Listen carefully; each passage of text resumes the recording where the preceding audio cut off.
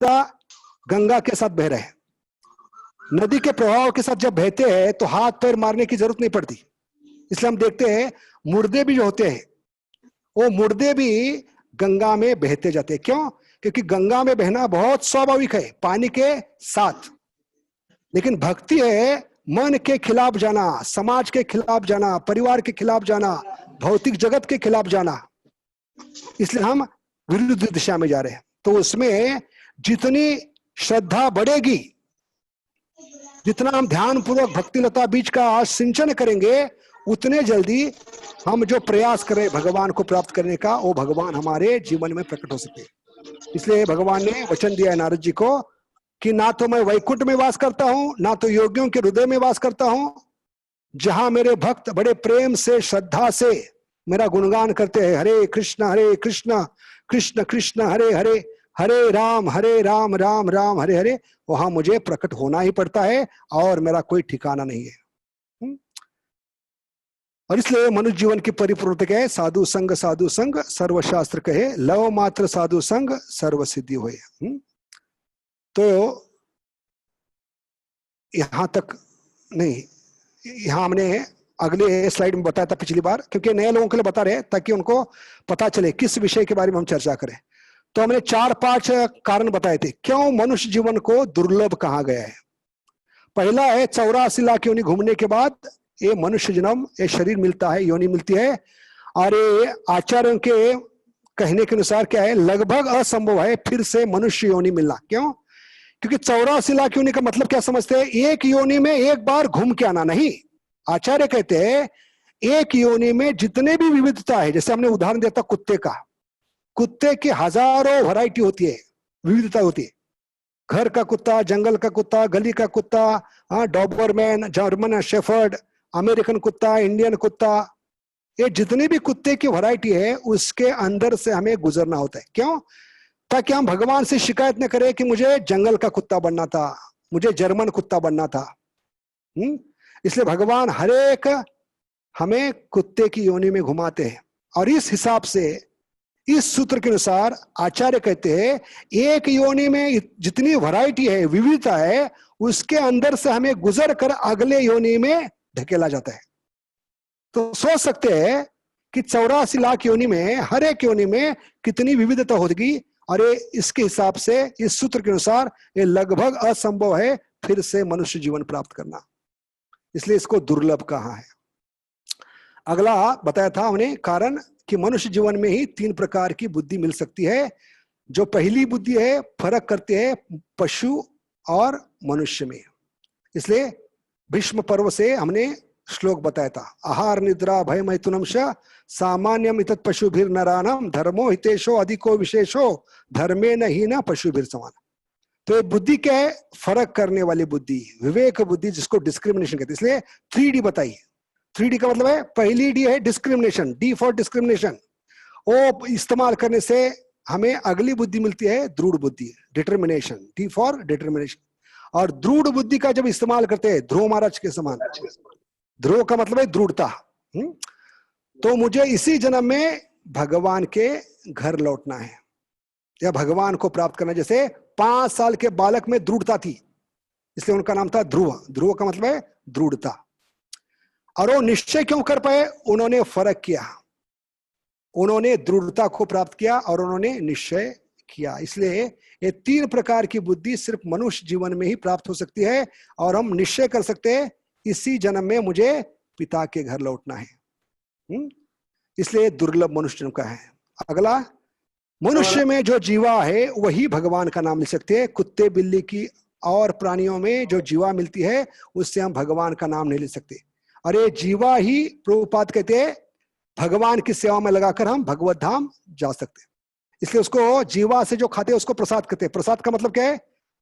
प्रसाद मतलब क्या है? प्रभु के साक्षात दर्शन। बहुत जल्दी भगवान के दर्शन होने वाले हैं अगर भगवान को भोग लगाकर प्रसाद खाएंगे और निरंतर भगवान का नाम लेंगे जीवा से।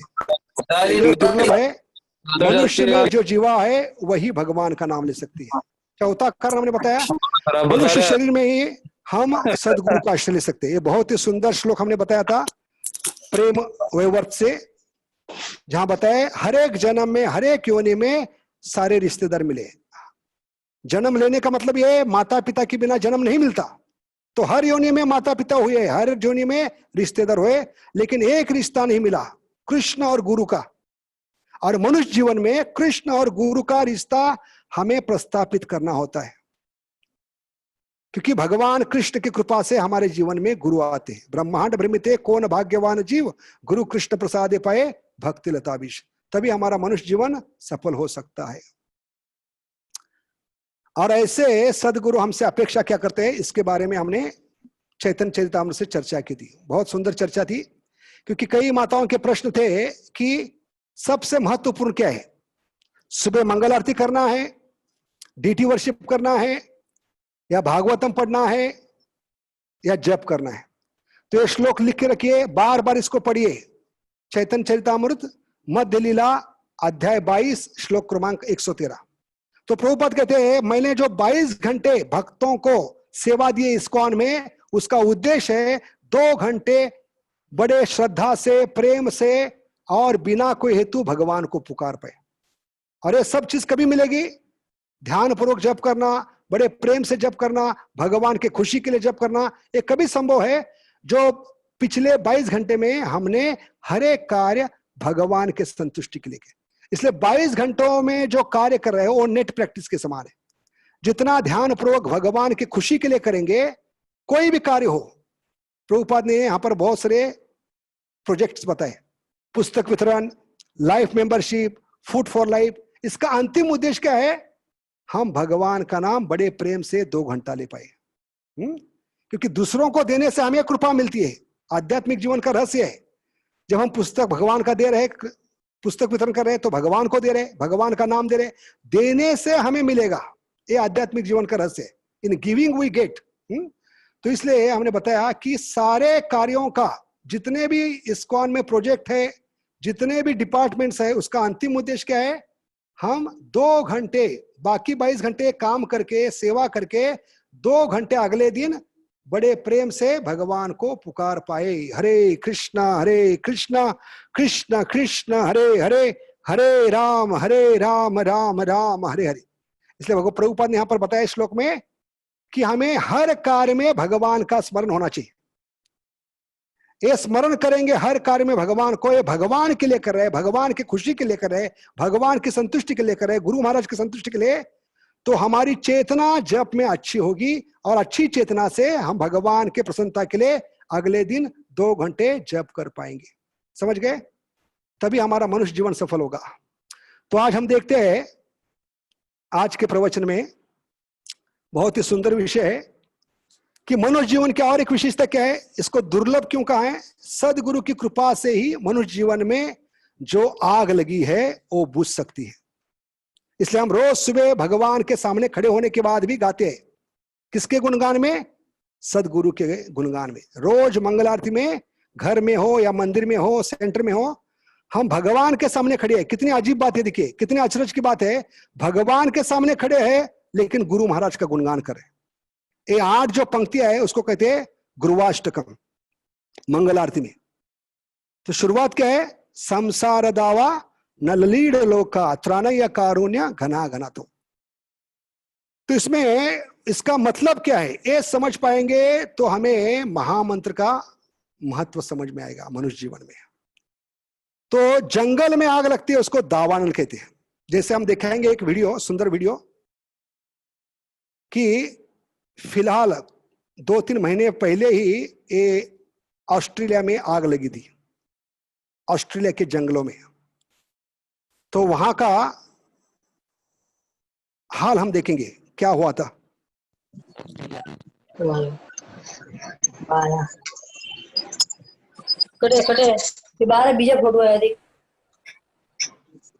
आवाज आ रही है सबको वीडियो की?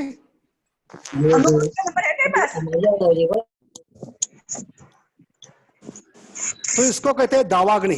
दावाग्नि यानी कोई व्यक्ति 9 बजे 5 मिनट बोलने जाना, जंगल में आग लगाने के लिए नहीं जाता, मैच बॉक्स लेकर, लाइटर लेकर, मशाल लेकर। जंगल में आग कैसी लगती है, 2 वृक्षों की डालियों की घर्षण से जो चिंगारी भड़कती है वो सारे जंगल को जलाकर खाक कर दी। और सोचिए ऑस्ट्रेलिया में पिछले 4-6 महीने पहले 5 महीने तक आग चली थी, कितनी भयंकर होगी, कल्पना कर सकते आप। आग जो 5 महीने चल रही थी, पूरे ऑस्ट्रेलिया में जितने भी जंगल है उनको जलाकर खाक कर गई, इतनी भयंकर आग थी।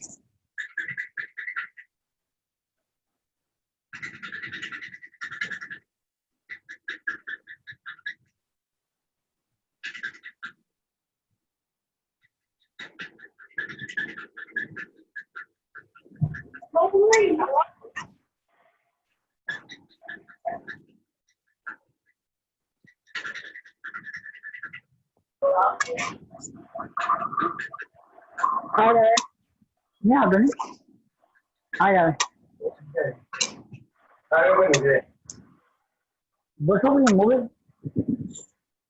तो ये आग इतनी भयंकर थी, 5 महीने से चल रही थी, एक काबू में नहीं आ रही थी। तो ऑस्ट्रेलिया के तीनों सेना एक साथ आई,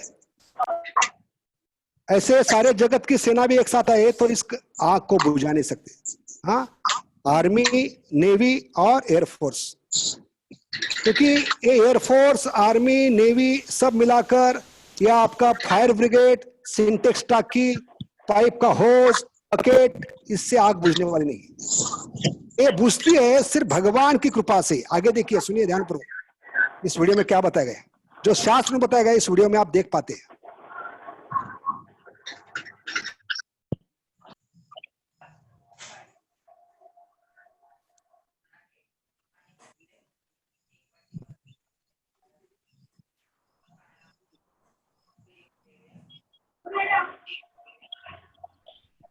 एक लाख किलोमीटर जंगल खाक हो गया।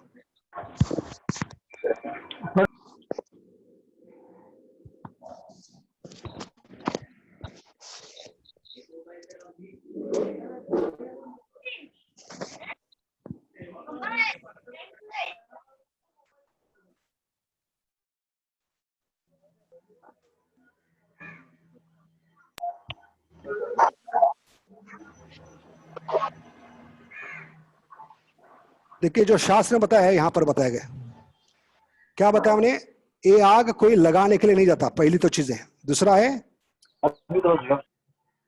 ये आग कोई लगाने नहीं जाता, ये अपने आप लगती है, और लगने पर उसको कोई बुझा भी नहीं सकता, उसको कोई कंट्रोल नहीं कर सकता।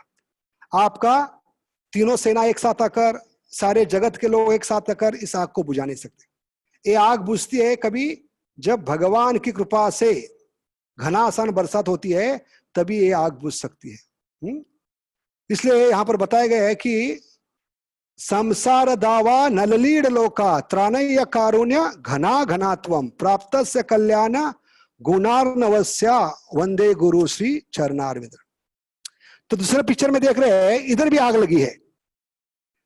जैसे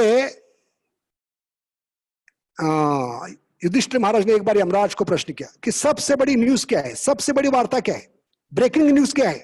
जैसे हम पूछते हैं आज ब्रेकिंग न्यूज क्या है, ऐसे युधिष्ठिर महाराज ने भी एक बार यमराज को पूछा। तो यमराज ने कहा ब्रेकिंग न्यूज यही है, जितने भी जीव है उन जीवों को उनके कर्मों के अनुसार नरक में भुना जा रहा है, कड़ाई में, आग में। ऐसे हर एक जीवात्मा अग्नि में झुलस रहा है। और ये अग्नि कौन सी है, ये साधारण अग्नि नहीं है, जंगल की आग नहीं है। जंगल की आग एक बार बुझ सकती है, लेकिन मनुष्य के अंदर जो आग लगी है वो बुझना असंभव है। वो आग कौन सी है, अनर्थों की। 6 अनर्थ होते हैं, काम, क्रोध, लोभ, मद, मोह, मत्सर्य। तो ये अग्नि बुझना बहुत मुश्किल है। क्यों?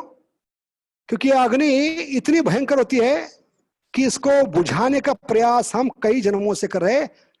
यहां तो बात हो रही थी ऑस्ट्रेलिया की अग्नि की सिर्फ 5 महीने की, लेकिन मनुष्य को जो अग्नि जला रही है, काम, क्रोध, लोभ, मद, मोह, मत्सर्य, ये कई जन्मों से। जैसे ही हमने भगवान का हाथ छोड़ दिया, पिता का घर छोड़ दिया, पिता से बगावत कर दी, भगवान से अलग इच्छा की, हम इस आग में झुलस गए। और आग लगने का कारण क्या है, भगवान से अलग इच्छा, इच्छा द्वेष समुत्वेन द्वंद्व मोहेन भारत। इसलिए मनुष्य के अंदर जो भौतिक जगत में आया है वो आग में झुलस रहा है। कौन सी आग है, अनर्थों की आग। इसलिए आचार्य कहते हैं कि ये जंगल की आग से भी बड़ी आग है मनुष्य के अंदर लगी हुई अनर्थों की आग। इसलिए हम सुबह सुबह गाते हैं इस अग्नि के बारे में हम चर्चा करें। बाहर जो जंगल में लगी है, सारे संसार में लगी है, उसके बारे में नहीं, हमारे अंदर जो आग लगी है। संसार दावा नललीड लोका त्राणय कारुण्य घना घनात्वम प्राप्त से कल्याण गुणार्णवस्या वंदे गुरु श्री चरणारविंदम। तो हमने बताया कि बाकी सब योनि में रिश्ते मिलते हैं, लेकिन सदगुरु का रिश्ता नहीं मिला, सदगुरु का नाता नहीं मिला, इसलिए ये आग आज तक बुझी नहीं। लेकिन मनुष्य जीवन में आने के बाद इसको दुर्लभ क्यों कहा है? मनुष्य जीवन में पहली बार अवसर मिलता है इस अग्नि को बुझाने का। जैसे इस भजन में कहा है गुरुवाष्टक में, संसार दावा नललीड लोका त्राणय कारुण्य। त्राणय कारुण्य का मतलब है भगवान की कृपा से, करुणा से हमारे जीवन में बादल रूपी जब सदगुरु आते हैं और वो जब हरिनाम की वर्षा करते हैं हमारे जीवन में, तभी ये आग बुझ सकती है। तो यहाँ बहुत सुंदर तुलना की है भगवान की, सदगुरु की और इस आग की। ये आग क्या है? जंगल की आग नहीं, जो अनर्थों की आग है। और भगवान को भी क्या कहा है? सिंधु कहा है। भगवान का एक नाम है करुणा सिंधु, और क्या नाम है भगवान का नाम सिंधु से? करुणा सिंधु, और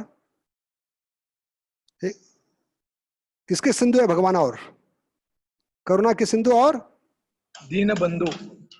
नहीं, और किसके सिंधु है भगवान? कृपा सिंधु। कृपा सिंधु। भगवान कृपा सिंधु है और करुणा सिंधु है। तो सिंधु का मतलब है सागर। देखिए कितनी सुंदर तुलना आचार्य ने की है, विश्वनाथ चक्र ठाकुर जी ने भगवान को सिंधु कहा है, क्योंककि सागर के कृपा से ही बादल बनते हैं।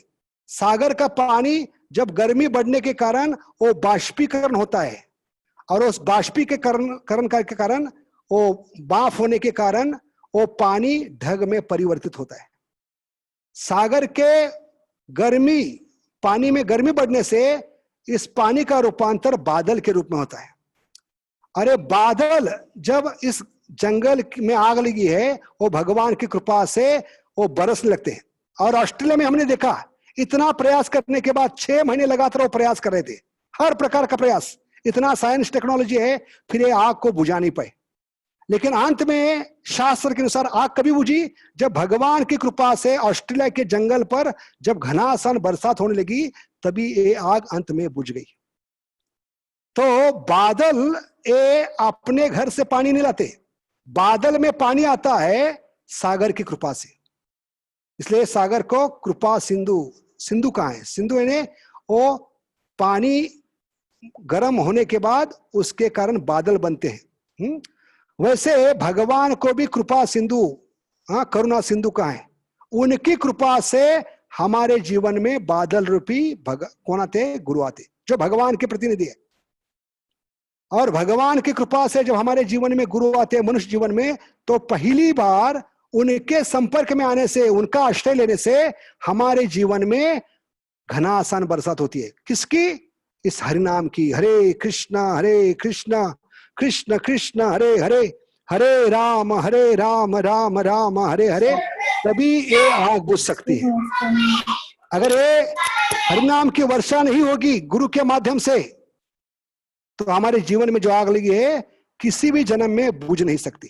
इसलिए सुबह सुबह हम ये गाते हैं, संसार दावा नललीड लोका त्राणय कारुण्य घना घनात्वम प्राप्त से कल्याण गुणार्णवस्या वंदे गुरु श्री चरणारविंद।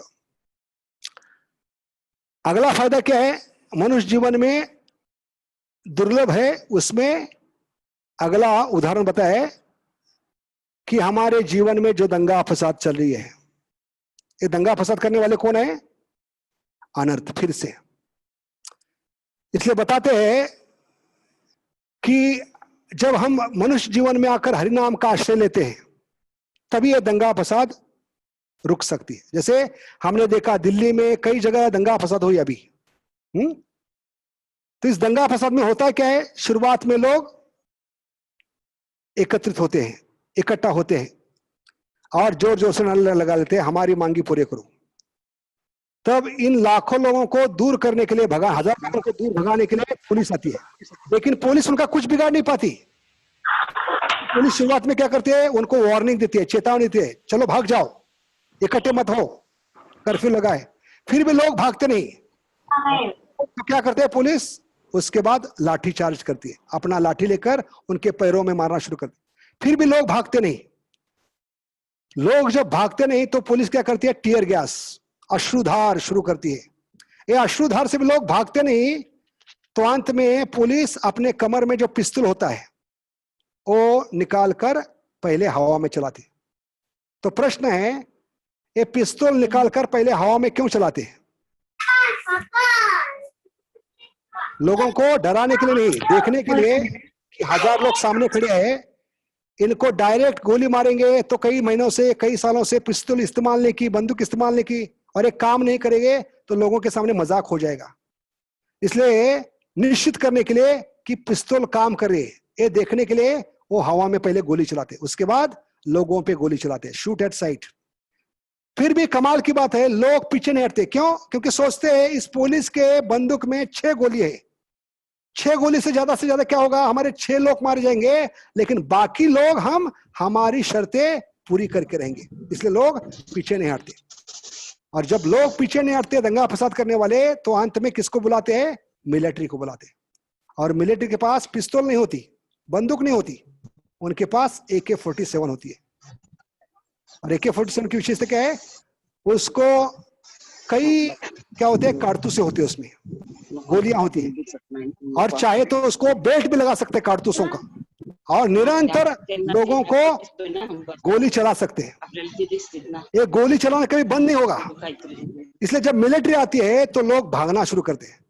ऐसे आचार्य बताते हैं कि 84 लाख योनि में इस मनुष्य जीवन में आने के बाद भी हमारे जीवन से ये दंगा फसाद करने वाले 6 लोग, मूल कौन है, 6 लोग, काम, क्रोध, लोभ, मद, मोह, मत्सर्य, ये 6 लोगों ने हमारे जीवन में आतंक मचा दिए। आतंक का मतलब क्या है? आतंक का मतलब है वो किस पे हमला करेंगे इसका पता नहीं चलता। इसलिए ऐसे आतंकवादी जो है, काम, क्रोध, लोभ, मद, कब से कहां हमला करेंगे, कैसे हमला करेंगे, ये निश्चित नहीं होता। इसलिए इन अरंथों को आतंकवादी कहा है। अरे आतंकवादी कब तक भागेंगे नहीं, जब तक हम मिलिट्री को नहीं बुलाएंगे। क्योंकि बाकी मार्ग जो है कलयुग में, ज्ञान, ध्यान, कर्म, पूजा कांड, ए बाबा, ओ बाबा, ए माता, ओ माता, वो किसके समान है, पुलिस को बुलाने के समान है। इतना सब कुछ करने के बाद भी हमारे जीवन से ये 6 आतंकवादी आज तक भाग नहीं गए। तो हमें क्या करना है, हमें मिलिट्री को बुलाना है। कौन सी मिलिट्री? जो चैतन्य महाप्रभु ने कलयुग में शुरू की है। हरिनाम संकीर्तन, हरे कृष्ण कृष्ण कृष्ण हरे हरे, हरे राम राम राम हरे हरे, ये मिलिट्री के समान है। और इस मिलिट्री को जब बुलाएंगे तभी ये अनर्थ हमारे जीवन से भागना शुरू करेंगे। नहीं तो कोई भी उपाय कीजिए, कोई भी मार्ग स्वीकार कीजिए। इसलिए चैतन्य महाप्रभु ने क्या है, हरेर नाम ये वही केवलम, कलो नास्तेव नास्तेव नास्तेव गतिरनत। और कोई गति नहीं, और कोई चारा नहीं, और कोई मार्ग नहीं, क्योंकि हमने सब प्रयास किया। ये बाबा, ओ बाबा, एक मंत्र, एक तंत्र, 84 लाख में हर एक प्रकार का प्रयास किए, लेकिन ये काम, क्रोध, लोभ, मद, मोह, मत्सर हमारे जीवन में जो आतंक फैला रहे, वो भागना कभी शुरू करेंगे जब हम मिलिट्री को, भक्तों के संग में हम शामिल होंगे। मिलिट्री कौन सी है? हरिनाम संकीर्तन। संकीर्तन का मतलब है भक्त लोग एक साथ आकर कीर्तन करते हैं, जप करते हैं, उसमें जब हम शामिल होंगे मनुष्य जीवन में आकर, तभी हमारे जीवन से भाग सकते हैं। क्योंकि महाप्रभु ने जो स्टेन गन दी है, उस स्टेन गन का नाम है AK-47 नहीं, HK-108। क्या नाम है? जैसे मिलिट्री के पास AK-47 होती है, उस नाम, उस मशीन गन का नाम होता है AK-47। वैसे महाप्रभु ने हमें जो जप माला दी है उसका नाम क्या है? HK-108। क्योंकि इसमें 108 कारतूस होते हैं, 108 गोलियां होती है। और महाप्रभु की आज्ञा क्या है? वो हमारे सर सेनापति है, कमांडर इन चीफ, उनकी आज्ञा क्या है? इस बंदूक को, इस स्टेन गन को निरंतर चलाते रहो। तृणादपि सुनिचेना तरोरीव सहिष्णुना अमानीन मानदेन कीर्तने सदारी। निरंतर गोली चलाते रहो। इसलिए भक्त लोग जप माला से एक उंगली बाहर निकलते, वो किसके समान है? स्टेनगन का बंद है, मुंह है, वहां से गोली चलते हैं निरंतर। 108 गोलियां चलती होती है निरंतर। एक माला करते हैं तो क्या होती है? 108 बंदूक की गोलियां चलती होती है। तो स्वाभाविक है कि ये अनर्थ हमारे जीवन से भागना शुरू करेंगे।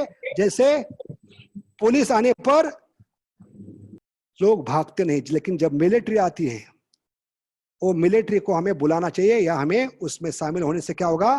निश्चित रूप से ये महाप्रभु का वचन है, चेतो दर्पण मार्जनम भव महादावाग्नि निर्वापनम श्रेय कैरव चंद्रिका वितरणम विद्या वधु जीवनम। पहली लाइन में रिजल्ट बताए, क्या बताए? चेतो दर्पण, चित्त का मार्जन शुरू हो जाएगा। तो चित्त किसको कहते हैं? आईने को कहते हैं।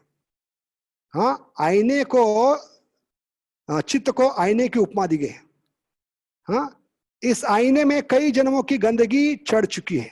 आईने में खुद को कभी देख सकते हैं हम? महाप्रभु बताते हैं जब आईना साफ होगा। आईना साफ नहीं है, एक हफ्ता भी आईना साफ नहीं करते तो उसमें धूल इतनी जमा होती है, तो इस आईने में हम खुद को देख नहीं पाएंगे। उसी प्रकार हमारा मन भी, चित्त भी आईने के समान है। इसमें ना खुद को देख पा रहे ना भगवान को, इसलिए ना आत्म साक्षात्कार हो रहा है ना भगवान साक्षात्कार हो रहे। ये कभी संभव है जब हम हरे कृष्ण महामंत्र मनुष्य जीवन में आकर लेना शुरू करते हैं, तो धीरे धीरे कई जन्मों से जो आईना गंदा हो चुका है वो साफ होना शुरू होता है। क्योंकि शुरुआत में समय लगेगा थोड़ा आईना साफ करने के लिए, क्योंकि एक जन्म की बात नहीं, 2 जन्म की बात नहीं, 84 लाख योनि कई बार घूम चुके हैं, और उस योनि में इतनी बार हमने कभी प्रयास नहीं किया आईने को साफ करने का। इसलिए स्वाभाविक तुरंत आत्म साक्षात्कार नहीं होगा, भगवान साक्षात्कार नहीं होगा, उसको समय लगेगा। लेकिन कम से कम हमने शुरुआत की है। जैसे अंग्रेजी में कहते हैं something is better than nothing. तो क्या होगा? धीरे धीरे आईना साफ होगा तो हम खुद को देख पाएंगे और भगवान को देख। इसलिए हरे कृष्ण महामंत्र क्या है? ये सबसे बड़ा साधन है आत्म साक्षात्कार और भगवत साक्षात्कार का। दोनों एक साथ चलते हैं। जब बड़ी श्रद्धा से प्रेम से आईना साफ करते हैं तो क्या होती है?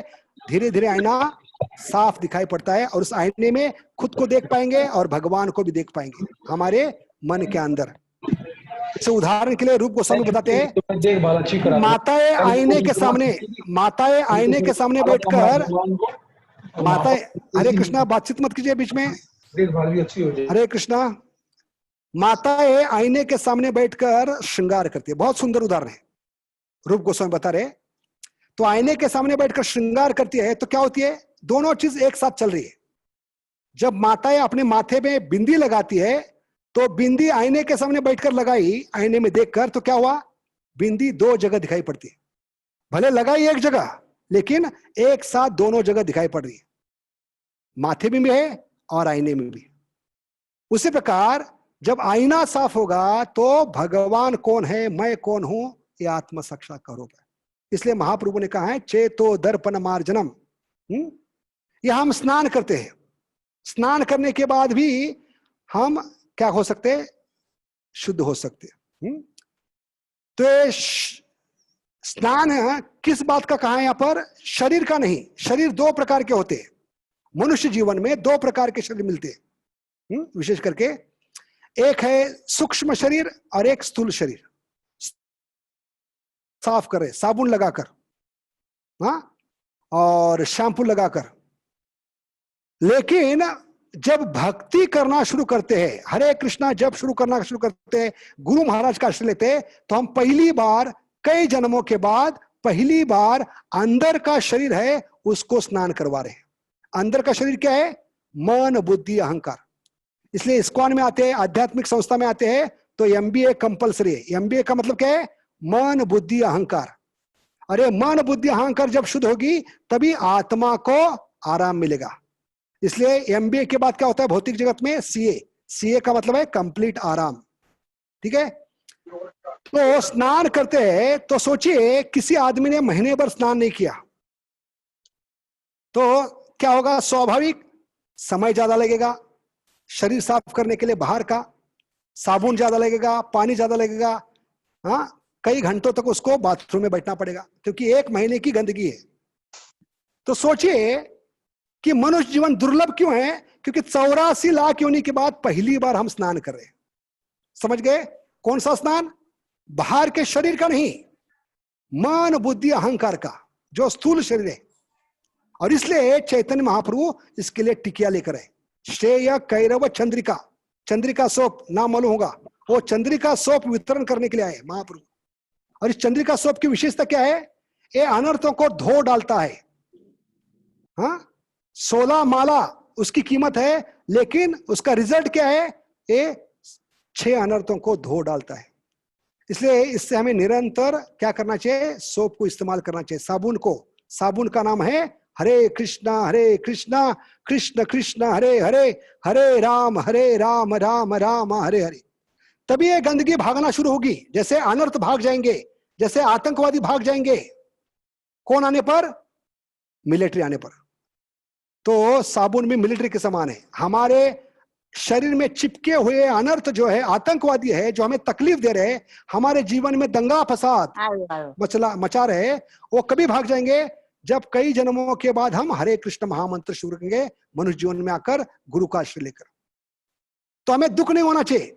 जैसे व्यक्ति 2 महीने के बाद स्नान कर रहे हैं और 2 महीने की गंदगी उसके शरीर पे, तो 2 महीने के बाद जब स्नान करने के लिए बाथरूम में चला जाता है, शॉवर के नीचे खड़ा होता है और पानी चलाकर अपने शरीर को साबुन लगाता है, तो साबुन पूरा खत्म होता है।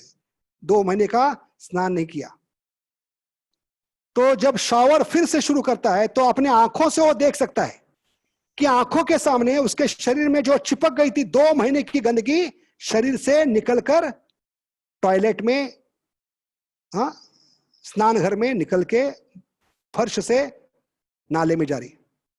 तो आंखों से देखकर वो रोना शुरू नहीं करता, हाय हाय क्या हो गया, तुझे 2 महीने से संभाल के रखा था, हाय तू मुझे छोड़ के क्यों जा रही। नहीं, आदमी को क्या होती है? खुशी होती है। आदमी को क्या होती है? खुशी महसूस होती है। क्यों? उसको राहत मिलती है, उसको सुकून मिलता है, क्योंकि 2 महीने का चिपकिलापन, गंदगी, पसीना, शरीर को जो चिपक बैठा है, उससे बदबू जो आ रही थी, उससे घुटन महसूस हो रही थी, उससे सुकून मिलता है, उसको राहत मिलती है, उसको खुशी मिलती है। उस प्रकार मनुष्य जीवन में पहली बार खुशी मिलती है। क्यों? क्योंकि कई जन्मों की गंदगी हमारे आंखों के सामने निकल जा रही। ऐसा नहीं कि 2 महीने के बाद जो स्नान कर रहा है और रोना शुरू करता है, हाय हाय मैं कैसे जी पाऊंगा, तू मुझे छोड़कर क्यों जा रही है, मुझे छोड़कर मत जाओ। नहीं, इसलिए हरे कृष्ण महामंत्र जब शुरू करते हैं तो हमें आनंद का अनुभव होता है। जो आनंद हम कई जन्मों से ढूंढ रहे, जिस आनंद की तलाश में, खोज में जीवात्मा भटक रहा। इसलिए शास्त्र में पहला सूत्र है आनंदमयोभ्यासात्। जीवात्मा और किसी की तलाश में नहीं, प्रेम, शाश्वत प्रेम और आनंद की तलाश में। और ये शाश्वत प्रेम और आनंद सिर्फ हरे कृष्ण महामंत्र दे सकता है, क्योंकि वो भगवान से अभिन्न है। इसलिए इतने सारे फायदे हैं इस दुर्लभ मनुष्य जीवन में आकर। हमें क्या करना है? ये हरे कृष्ण महामंत्र जप करने से क्या होगा? हमारे जीवन में जो गंदगी है वो निकल जाएगी। कौन सी गंदगी? अनर्थों की। काम, क्रोध, लोभ, मद, मोह। हमें बुरा नहीं लगना चाहिए, क्योंकि भौतिक जगत में बुरा लगता है। आदमी अगर पैशनेट नहीं रहेगा, आदमी अगर लस्टी नहीं रहेगा, कामुक नहीं रहेगा, क्योंकि भौतिक जगत में अर्थों को, अनर्थों को अर्थ समझते हैं।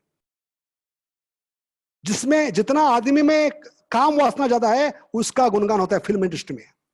जितना आदमी लोभी है, उसका गुणगान होता है। लेकिन भक्तिमय जीवन में बिल्कुल उल्टा है। भौतिक जगत में जो अनर्थ है, जो अर्थ समझते हैं, वो भक्ति में अनर्थ है। उनको हमें धोना चाहिए। किसके माध्यम से? ये हरे कृष्ण माध्यम से, हरे कृष्ण महामंत्र के माध्यम से। इसलिए ये सबसे फायदा है कि हमें पता चलता है क्या सही है, क्या गलत है। जब तक इस्कॉन में नहीं आए तो हम काम को सबसे बड़ा मानते थे। काम होना चाहिए आदमी में, पैशन होना चाहिए, आदमी में एनवी होना चाहिए।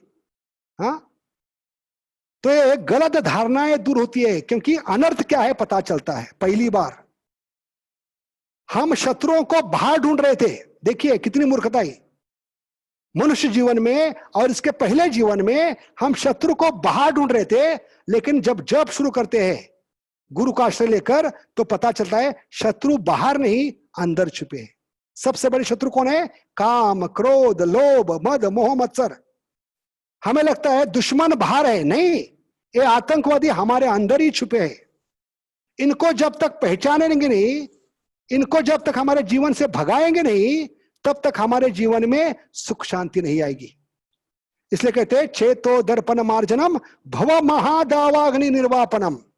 ये सबसे बड़ी दावाग्नि है, भव महादावाग्नि। और ये शमन कैसे होगा? जब भगवान का नाम लेना शुरू करेंगे, हरे कृष्ण कृष्ण कृष्ण हरे हरे, हरे राम राम राम हरे हरे। क्योंकि सोबारी मुनि पानी में रहकर भी पानी में आग लग गई, काम वासना जागृत हो गई। देखिए ये अग्नि इतनी भारी होती है, पानी के अंदर रहने के बाद भी पानी में आग लग गई। इसलिए एक साबुन का भी एडवर्टाइजमेंट था, हमने देखा था कई साल पहले, पानी में जो आग लगाए साबुन, ऐसे सोबारी मुनि की कहानी हो गई। पानी में रहने के बाद भी उसमें आग लग गई, क्योंकि उन्होंने 2 मछलियों का संभोग देखा, नर और मादी। और जिनको शादी नहीं करनी थी वो पानी के बाहर आकर 50 राजकन्याओं के साथ शादी की, और सोबारी पूरे सोबर हो गए। इस प्रकार ये अग्नि इतनी भयंकर होती है कि पानी में भी लग सकती है। तो ऐसे अग्नि को बुझाने का तरीका सिर्फ हमें मनुष्य जीवन में प्राप्त हो सकता है गुरु के माध्यम से। जब गुरु हमारे जीवन में भगवान की कृपा से आते हैं और वो गुरु हमारे जीवन में वर्षा करते हैं, घनासन वर्षा करते हैं। कौन सी? हरिनाम की। हरे कृष्ण कृष्ण कृष्ण हरे हरे, हरे राम राम राम हरे हरे। अगला बहुत ही सुंदर पिक्चर है, एक दुबई का पिक्चर है और एक दूसरा है सूर्योदय का। तो दुबई का जो पिक्चर है बड़ा बड़े बिल्डिंग्स का, उसका मतलब क्या है पहले बताएंगे तो आपको समझ में आएगा हरिनाम कितना महत्वपूर्ण है मनुष्य जीवन में। तो दुबई में शाम हो चुकी है, संध्या का समय है। दुबई में हर जगह लाइट्स लग गए, और दुबई के रास्ते में, दुकान में, घर में, हर जगह लाइट्स लगे। घर के लाइट्स है, स्ट्रीट लाइट्स है, दुकान के लाइट्स है, हाँ हर जगह लाइट्स लगे। अरे संध्या का समय है इसलिए लाइट्स लगे। इतने लाइट्स लगने के बाद भी हम क्या कहते हैं? शाम के समय अंधेरा हो गया। देखिए कितना विपरीत है, इतने सारे लाइट्स लग चुके हैं लेकिन फिर भी क्या कहते हैं? अंधेरा हो गया। और इसके विपरीत दूसरे पिक्चर में क्या देख रहे हैं? अभी तक सूर्य का उदय नहीं हुआ, सूर्य की लालिमा दिखाई पड़ रही है। दूसरे पिक्चर में देख रहे हैं सूर्य का उदय हो रहा है सुबह सुबह, और सूर्य उदय से होते समय सूर्य अपना पूरा चेहरा दिखाई नहीं दे, उसकी सिर्फ लालिमा दिखाई पड़ रही है आकाश में, और उस समय अंधेरा होता है फिर भी कहते हैं उजाला हो गया। ऐसे मनुष्य जीवन में, हमारे जीवन में क्या है? अंधेरा ही अंधेरा है। हमने कितना भी प्रयास किया है लाइट लगाने का, हमने 84 लाख योनि में हजारों बल्ब हमारे जीवन में लगाने के प्रयास किए। हर प्रयास किसके समान है? हमारे जीवन में उजाला आए, हमारे जीवन में खुशियां आए, हमारे जीवन में दिवाली आए, लेकिन हमारा दिवाला ही निकल रहा है। क्यों? क्योंकि ये आर्टिफिशियल लाइट्स है, ये कृत्रिम लाइट्स है। और शाम के समय कितने भी लाइट्स लगाओ अंधेरा होने वाला ही है, अंधेरे को रोक नहीं सकते आप।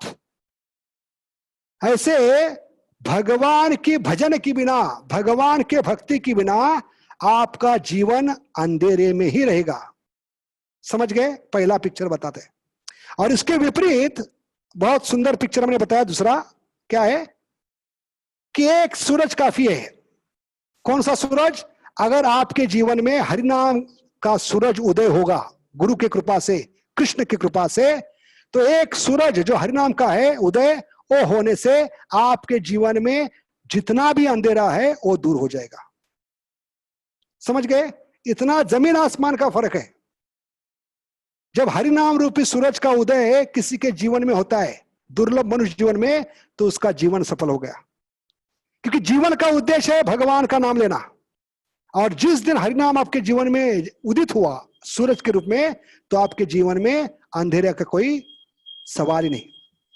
या दूसरा उदाहरण है, आप एक कमरे में 10 साल से लाइट नहीं लगाए, वो कमरा, वो घर 10 साल से इस्तेमाल नहीं किए, वो लॉक में है, वो कमरा, वो घर 10 साल से लॉकअप में है, और 10 साल के बाद आप पहली बार शाम के समय जाकर वहां पर कमरे में लाइट लगाते हैं। तो कोई बता सकता है 10 साल का अंधकार कैसे दूर होगा? पहले 1 साल का चला जाएगा, बाद में दूसरे साल का, बाद में तीसरे साल का, बाद में चौथे साल का, थोड़ा थोड़ा निकल जाएगा या एक साथ? थोड़ा थोड़ा निकलेगा। थोड़ा थोड़ा। थोड़ा थोड़ा कैसे? एक बार लाइट लगाते हैं तो एक साथ जितना भी 10 साल का अंधकार है निकल जाएगा। ऐसे भगवान का नाम क्या है? वो लाइट के समान है। हमने पिछले 84 लाख योनि में इस कमरे में लाइट नहीं लगाया, मन के अंदर, दिल के अंदर, लेकिन जब हरि नाम लेते हैं, हरे कृष्ण कृष्ण कृष्ण हरे हरे, हरे राम राम राम हरे हरे, तो क्या होती है? एक साथ कई जन्मों का अंधकार भागना शुरू करता है। इसलिए क्योंकि भगवान क्या है? सूर्य के समान है। कौन सा श्लोक है? कृष्ण सूर्य सम माया है अंधकार, जहां कृष्ण तहर नहीं माया अधिकार। माया का, अंधकार का कोई सवाल नहीं, कोई प्रश्न नहीं, क्योंकि सूरज उदित हुआ है कि नहीं? जैसे आप रात को हजारों करोड़ों हैलोजन बल्ब लेकर, बड़े बड़े बल्ब्स लेकर, हैलोजन बल्ब्स लेकर सूर्य को ढूंढ सकते हैं? नहीं। सूर्य जब अपनी इच्छा से सुबह सुबह उदित होगा तभी उसका दर्शन होगा। भले रात में आप साइंस टेक्नोलॉजी सारे जगत के बल्ब लगाओगे, सूरज दिखाई नहीं पड़ेगा। वैसे गुरु की कृपा से इस दुर्लभ मनुष्य जीवन में आपके जीवन में सूरज उदित हुआ है, वो सारे जीवन के 84 लाख योनि के अंधकार को दूर भगा देगा। समझ गए? इसलिए दुर्लभ मनुष्य जीवन बहुत ही महत्वपूर्ण है, क्योंकि कई जन्मों का अंधकार, अज्ञान दूर होता है। क्योंकि अज्ञान का जन्म होता है भगवान के विस्मरण से, याद रखिए। तो विस्मरण से बाहर निकलना है तो पहले लाइट लगाना होगा। कौन सा लाइट? भगवान का स्मरण का, भगवान के नाम का। तभी हमारे जीवन से अंधकार दूर हो सकता है, तभी हमारे जीवन में खुशी आ सकती है। देखेंगे आगे जाकर, सुंदर वीडियो है जिसमें हम देखेंगे क्या बताया हमने अभी तक। उसी प्रकार जिंदगी में कितने भी हमने प्रयास किए हुए, ज्ञान ध्यान कर्म, अलग अलग प्रकार भगवान को छोड़कर।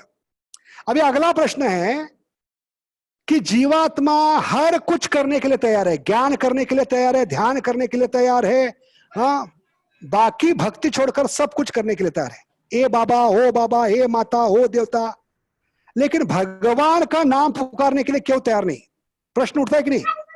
बताएगा क्यों जीवात्मा इतना भगवान से नफरत करता है? क्यों भगवान से इतनी खुन्नस है? अपने पिता का नाम लेने के लिए क्यों तैयार नहीं? क्यों भगवान का नाम नहीं ले सकता? 99.99% जीवात्मा भगवान को क्यों नहीं पुकारते? ए बाबा का नाम पुकारेंगे, हो माता का बाबा, ए देवता का नाम, सबके नाम पुकारेंगे, लेकिन भगवान का नाम क्यों नहीं पुकारेंगे? कौन बताएगा? बहुत महत्वपूर्ण प्रश्न है। जीवात्मा भगवान को क्यों नहीं पुकारता?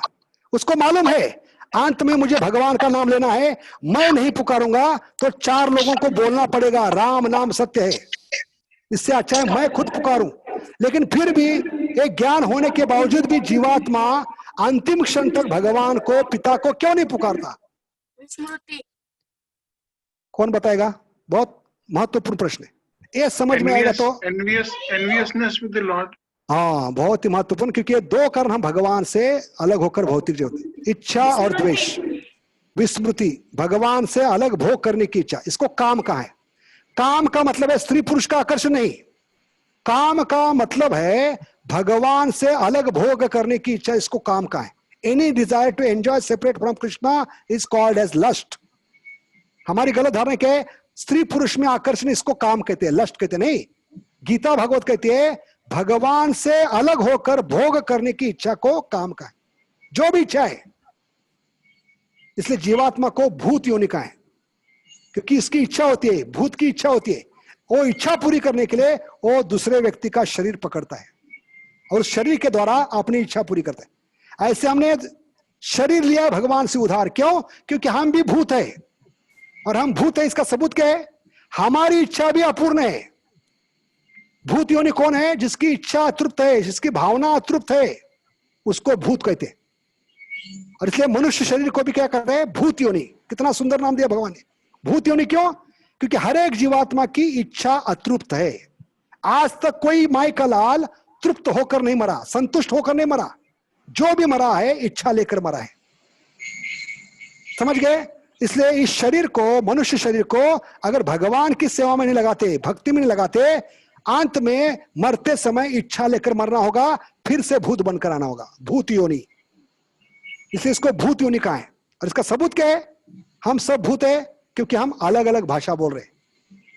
जैसे भारत में कितनी सारी भाषा है, कोई हिंदी बोल रहा है, कोई मराठी बोल रहा है, कोई गुजराती बोल रहा है, कोई तमिल बोल रहा है, कोई मलयालम बोल रहा है, कोई पंजाबी बोल रहा है, कोई उर्दू बोल रहा है। ये अलग अलग भाषा क्या है? ये शरीर की भाषा है, क्योंकि हर एक को भूत ने पकड़ा है। किसी को मराठी भूत ने पकड़ा है, किसी को मलयाली भूत ने पकड़ा है कि नहीं? इसलिए हम अलग अलग भाषा बोल रहे हैं। या आदमी अपनी भाषा छोड़कर दूसरी भाषा कभी बोलता है? जैसे महाराष्ट्रीय व्यक्ति है जिसने कन्नड़ कभी पढ़ा नहीं, लेकिन अचानक वो कन्नड़ बोलने लगेगा, कन्नड़ गाने लगेगा, तो समझना उसको भूत को नहीं पकड़ा है कि नहीं? जिस व्यक्ति ने कन्नड़ किताब पढ़ी नहीं, कभी स्कूल गया नहीं, कभी कन्नड़ सीखा नहीं, कभी सुना नहीं, वो अचानक कन्नड़ बोल रहा है, इसका मतलब क्या है? उसको भूत ने पकड़ा है, कन्नड़ भूत ने पकड़ा है।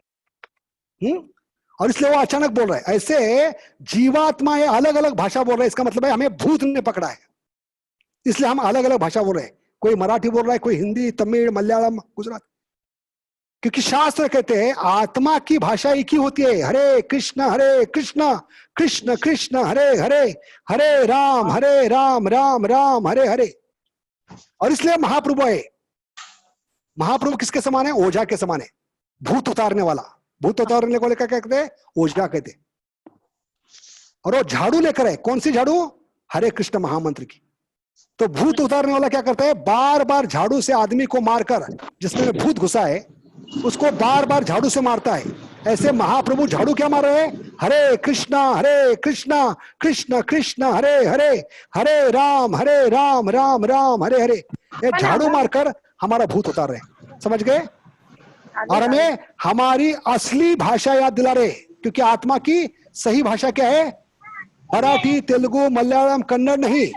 आत्मा की सही भाषा है हरे कृष्ण कृष्ण कृष्ण हरे हरे, हरे राम राम राम हरे हरे। तो मेरा प्रश्न था कि इतना सब ज्ञान होने के बाद भी जीवात्मा भगवान को क्यों नहीं पुकारता? बचपन से सुनते आ रहे भगवान का नाम लेना चाहिए, जीवन का अंतिम उद्देश्य है, अंत्य नारायण स्मृति। बचपन से हम सुनते आ रहे हैं भारत में, फिर भी 99% लोग भारत में भगवान को क्यों नहीं पुकारते, परम पिता को?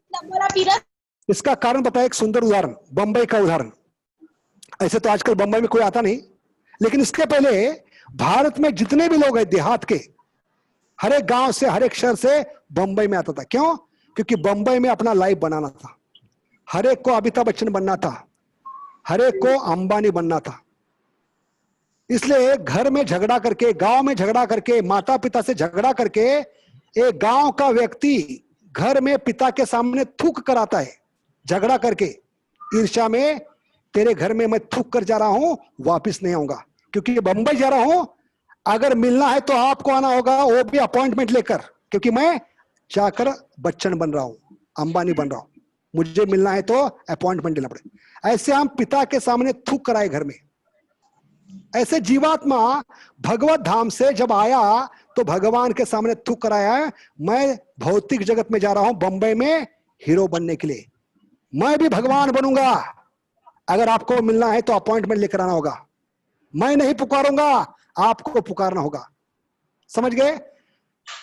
लेकिन बंबई में आने के बाद उस जीवात्मा को पता चलता है, जो देहात से आया है, उसको पता चलता है, 2 दिन में पता चलता है उसको कि मैं कितने पानी में हूं, मैं, मेरी औकात क्या है। क्योंकि हर कोई यहां पर बच्चन नहीं बन सकता, हर कोई अंबानी नहीं बन सकता। हर कोई अंबानी बनेगा, बच्चन बनेगा, तो अंबानी की और बच्चन की औकात क्या रह गई? और ऐसे मूर्ख व्यक्ति को यहां बंबई में पूरा जीवन बिताना पड़ता है। भले वो झोपड़पट्टी में रहेगा, गटर का पानी पिएगा, वड़ा पाव खाएगा, लेकिन घर नहीं जाएगा। क्यों? क्योंकि अभी अहंकार को ठेस पहुंचती है। क्या मुंह लेकर फिर से गांव जाऊं? जिस घर में थूक कर आया हूं, पिता से झगड़ा करके आया हूं, उसको कैसे मैं कॉल कर सकता हूं मोबाइल पे? भले उसके पास नंबर है, ऐसे भगवान ने जाते समय हमें नंबर दिया है, कितने डिजिट का? 16 डिजिट का। हरे कृष्ण कृष्ण कृष्ण हरे हरे, हरे राम राम राम हरे हरे। नंबर है, मोबाइल है, कनेक्शन है, फिर भी जीवात्मा नहीं पुकार है। बाकी सभी नंबर घुमा रहा है, ए बाबा का नंबर, ओ माता का नंबर, ज्ञान कांड, ध्यान कांड, कर्म कांड, दुनिया भर की चीज कर रहा है जीवात्मा, लेकिन बदले की भावना है, खुन्नस की भावना है। और वो अकेला नहीं, उसके आने वाली पीढ़ियां उसी बंबई में गटर में सड़ती रहेगी, लेकिन घर नहीं जाएगा, झोपड़पट्टी में रहेगा। जबकि गांव में 10 एकड़ जगह है, घर है बड़ा, इतना बड़ा परिवार है, लेकिन उनके बदले खुन्नस के कारण, उनके बदले बदले की भावना होने के कारण ऐसे झोपड़पट्टी में वो जीवात्मा कई जन्मों तक, कई सदियों तक, कई पीढ़ियां सड़ता रहेगा, लेकिन भगवान को पुकारेगा नहीं। जैसे जीवात्मा अपने पिता को नहीं पुकारता, वही हालत उस जीवात्मा की है, और यही कारण है। लेकिन जो भक्त बनते हैं वो नम्र होते हैं, वो कहते हैं, मनुष्य जीवन में आकर उनको पता चलता है कि मेरे पिता कौन है, मैंने कितनी बड़ी पिता से बगावत की है, मैं मूर्ख था, उल्लू का पट्टा था, मैं इस बंबई में भौतिक जगत में आकर सड़ रहा हूं, गटर का पानी पी रहा हूं, इससे बढ़िया मेरा घर था, कितने अच्छे लोग थे, कितना प्रेम करते थे। अरे नम्रता से जब स्वीकार करता है, मेरी गलती हो गई, मेरी मूर्खता थी, मुझे घर लौटना है, इस नम्रता के कारण वो अपना मोबाइल उठाकर बड़े श्रद्धा से, बड़े नम्रता से पिता को पुकारता है। क्या पुकारता है? हरे कृष्ण कृष्ण कृष्ण हरे हरे, हरे राम राम राम हरे हरे। तभी उसकी वापसी शुरू होती है, घर लौटने की। इसलिए तभी हमारे जीवन में अंधकार दूर होगा, अज्ञान दूर होगा, और हम सच्चा आनंद प्राप्त कर पाएंगे। जैसे हमने बताया, हमने कितने भी प्रयास किए, कितने भी मंत्र तंत्र किया है खुश होने के लिए, हाँ, अज्ञान से बाहर निकलने के लिए, वो हमें और अंधेरे में ही ज्यादा ढकेल रहे। लेकिन जब पहली बार इस हरिनाम रूपी सूरज का उदय होता है, तो हमारे जीवन में खुशियां लौट आती है। तभी हम कह सकते हैं, दुख भरे दिन गयो रे भैया, अब सुख भरे दिन। और जब सुबह होती है, सूरज अभी उदित नहीं हुआ, सूरज की लालिमा छा गई है, भले अंधेरा है फिर भी सूरज की लालिमा से उजाला दिख रहा है। उस समय क्या होता है? एक अचरज की बात होती है, जितने भी चोर डकैत है जो चोरी करने के लिए आए, जैसे ही देखते हैं सूरज का उदय हो रहा है, तो लोगों को हम दिखाई पड़ेंगे, लोग पकड़कर पिटाई करेंगे, इसलिए वो भागना शुरू करते हैं बिना चोरी किए। ऐसे कई जन्मों से हमें डकैत चोर लूट रहे, काम क्रोध लोभ मद मोह मत्सर्य, ये कभी भागेंगे? जब हमारे जीवन में पहली बार ये उदय होगा। अभी तक पूरी तरह से उदय नहीं हुआ हरिनाम का सूरज, लेकिन ये 6 काम क्रोध लोभ मद मोह मत्सर जो डकैत के समान है, हमारा श्रद्धा का धन छीन रहे, हमारी भक्ति चुरा रहे, हमें लूट रहे, वो हमारे जीवन से कभी भागेंगे? जब हमारे जीवन में इस प्रकार क्या आएगा?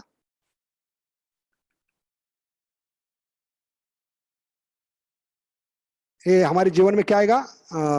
हरिनाम का सूरज उदय होगा, तभी हमारे जीवन से ये क्या होंगे? भाग जाएंगे।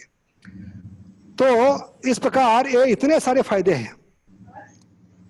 तो अभी देखते हैं और क्या फायदा है मनुष्य जीवन का। इस मनुष्य जीवन में ही जीवन का उद्देश्य पता चलता है। मनुष्य जीवन में आने के बाद ही हमें पता चलता है कि अंत में क्या करना है। अगर मुझे फिर से शरीर धारण नहीं करना है, क्योंकि शरीर ही दुखों का मूल कारण है, जितने भी द्वंद्व है वो शरीर के कारण मिलते हैं, और ये शरीर भी हमने मांग के लिया है, भगवान ने जबरदस्ती नहीं दिया है। ये हमारी खुजली थी जो हमने भगवान से शरीर मांग लिया है। कैसे? क्योंकि हमें भी भगवान बनना था, तो भगवान ने कहा बेटा भगवान बनना है, भोग करना है, तो आपको शरीर धारण करना होगा, क्योंकि सूक्ष्म शरीर से तो भोग नहीं कर सकते। सूक्ष्म शरीर किससे बना है? मन बुद्धि अहंकार। तो भगवान इतने कृपालु है, भगवान ने कहा बेटा मत जाओ, ये शरीर मत धारण करो, बहुत तकलीफ होगी, लेकिन सुनने के लिए तैयार नहीं थे। हमें खुजली थी हमें एक बार भगवान बनने की इच्छा थी। जैसे छोटा बच्चा होता है जो पिता के कहने पर भी बार बार जिद करता है, मुझे एक बार घूमते हुए, फुल स्पीड में घूमते हुए फैन में हाथ डालना है। तो कोई मूर्ख पिता नहीं कहेगा बेटा हाथ डालो, नहीं, वो उसको समझाएंगे पूरी तरह से। लेकिन बच्चा इतना जिद्दी है, अड़ियल है, नादान है, अंत में रो रो के पूरा घर सिर पे लेता है। तब पिताजी उसको सबक सिखाने के लिए कहते, ठीक है एक बार हाथ डालो, पता चलेगा आपको। ऐसे भगवान ने हमें एक बार अवसर दिया। ठीक है, मेरे कहने पर भी तुम नहीं मानते हो, क्योंकि भगवान ने जीवात्मा को तुच्छ स्वतंत्रता दी है। और भगवान कभी जबरदस्ती हमारे माथे पे पिस्तौल रखकर नहीं कहेंगे मुझसे प्रेम करो, मेरा नाम जप करो, मेरी भक्ति करो, नहीं। भगवान ये सब प्रेम से चाहते हैं। अगर भगवान चाहते तो हमारे माथे पे पिस्तौल रखते और हमसे हरे कृष्णा बुलवा सकते थे। नहीं, भगवान को ये मंजूर नहीं है, क्योंकि ऐसे जबरदस्ती किया हुआ प्रेम ज्यादा दिन टिक नहीं पाएगा। इसलिए हमने बताया कि हर कार्य के पीछे 4 कारण होते हैं। भय के कारण, भगवान अगर माथे पे बंदूक रखेंगे तो भय से हम हरे कृष्णा बोलना शुरू करेंगे, लेकिन ये अच्छा नहीं है, क्योंकि ज्यादा दिन टिकने वाला नहीं है। इच्छा, हमारी इच्छा बदलती होती है, या हमारा कर्तव्य बदलता है। शादी के पहले दीक्षा हो गई तो गुरु को हम सब कुछ मानेंगे, लेकिन पत्नी आएगी तो पत्नी को सब मानेंगे, गुरु को भूल जाएंगे, कर्तव्य भूल जाएंगे। इसलिए तीनों स्तर में हमारी माला छूट सकती है। इसलिए प्रेम से करेंगे अगर भगवान के लिए तो माला कभी छूट नहीं पाएगी। इसलिए हम बता रहे थे कि भगवान ने हमें प्रेम से करने के लिए बताया। भगवान ने गीता में कभी जबरदस्ती नहीं की। भगवान ने 10वें अध्याय में 10वें श्लोक में बताया क्लियरली, तेषाम सतत युक्ता नाम भजताम प्रीतिपूर्वकम। ये बड़े प्रेम से, श्रद्धा से पुकारेगा, हरे कृष्णा कृष्ण कृष्ण हरे हरे, हरे राम राम राम हरे हरे। तो भगवान ने प्रेम सब समझाया, लेकिन हमें प्रेम समझ में नहीं आया।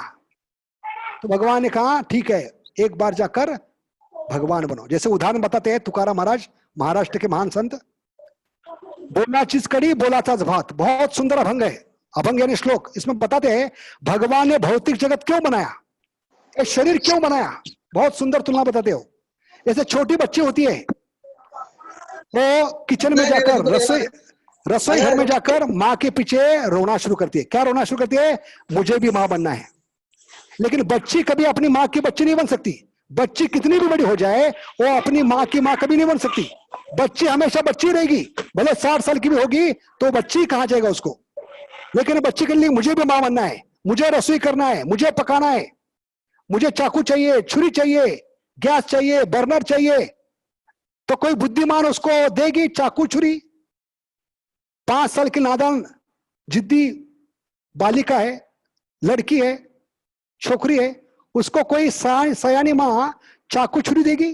चाकू छुरी देगी तो काट लेगी, खून बहना शुरू होगा। या कोई मूर्ख माँ उसके हाथ में गैस, लाइटर, बर्नर देगी?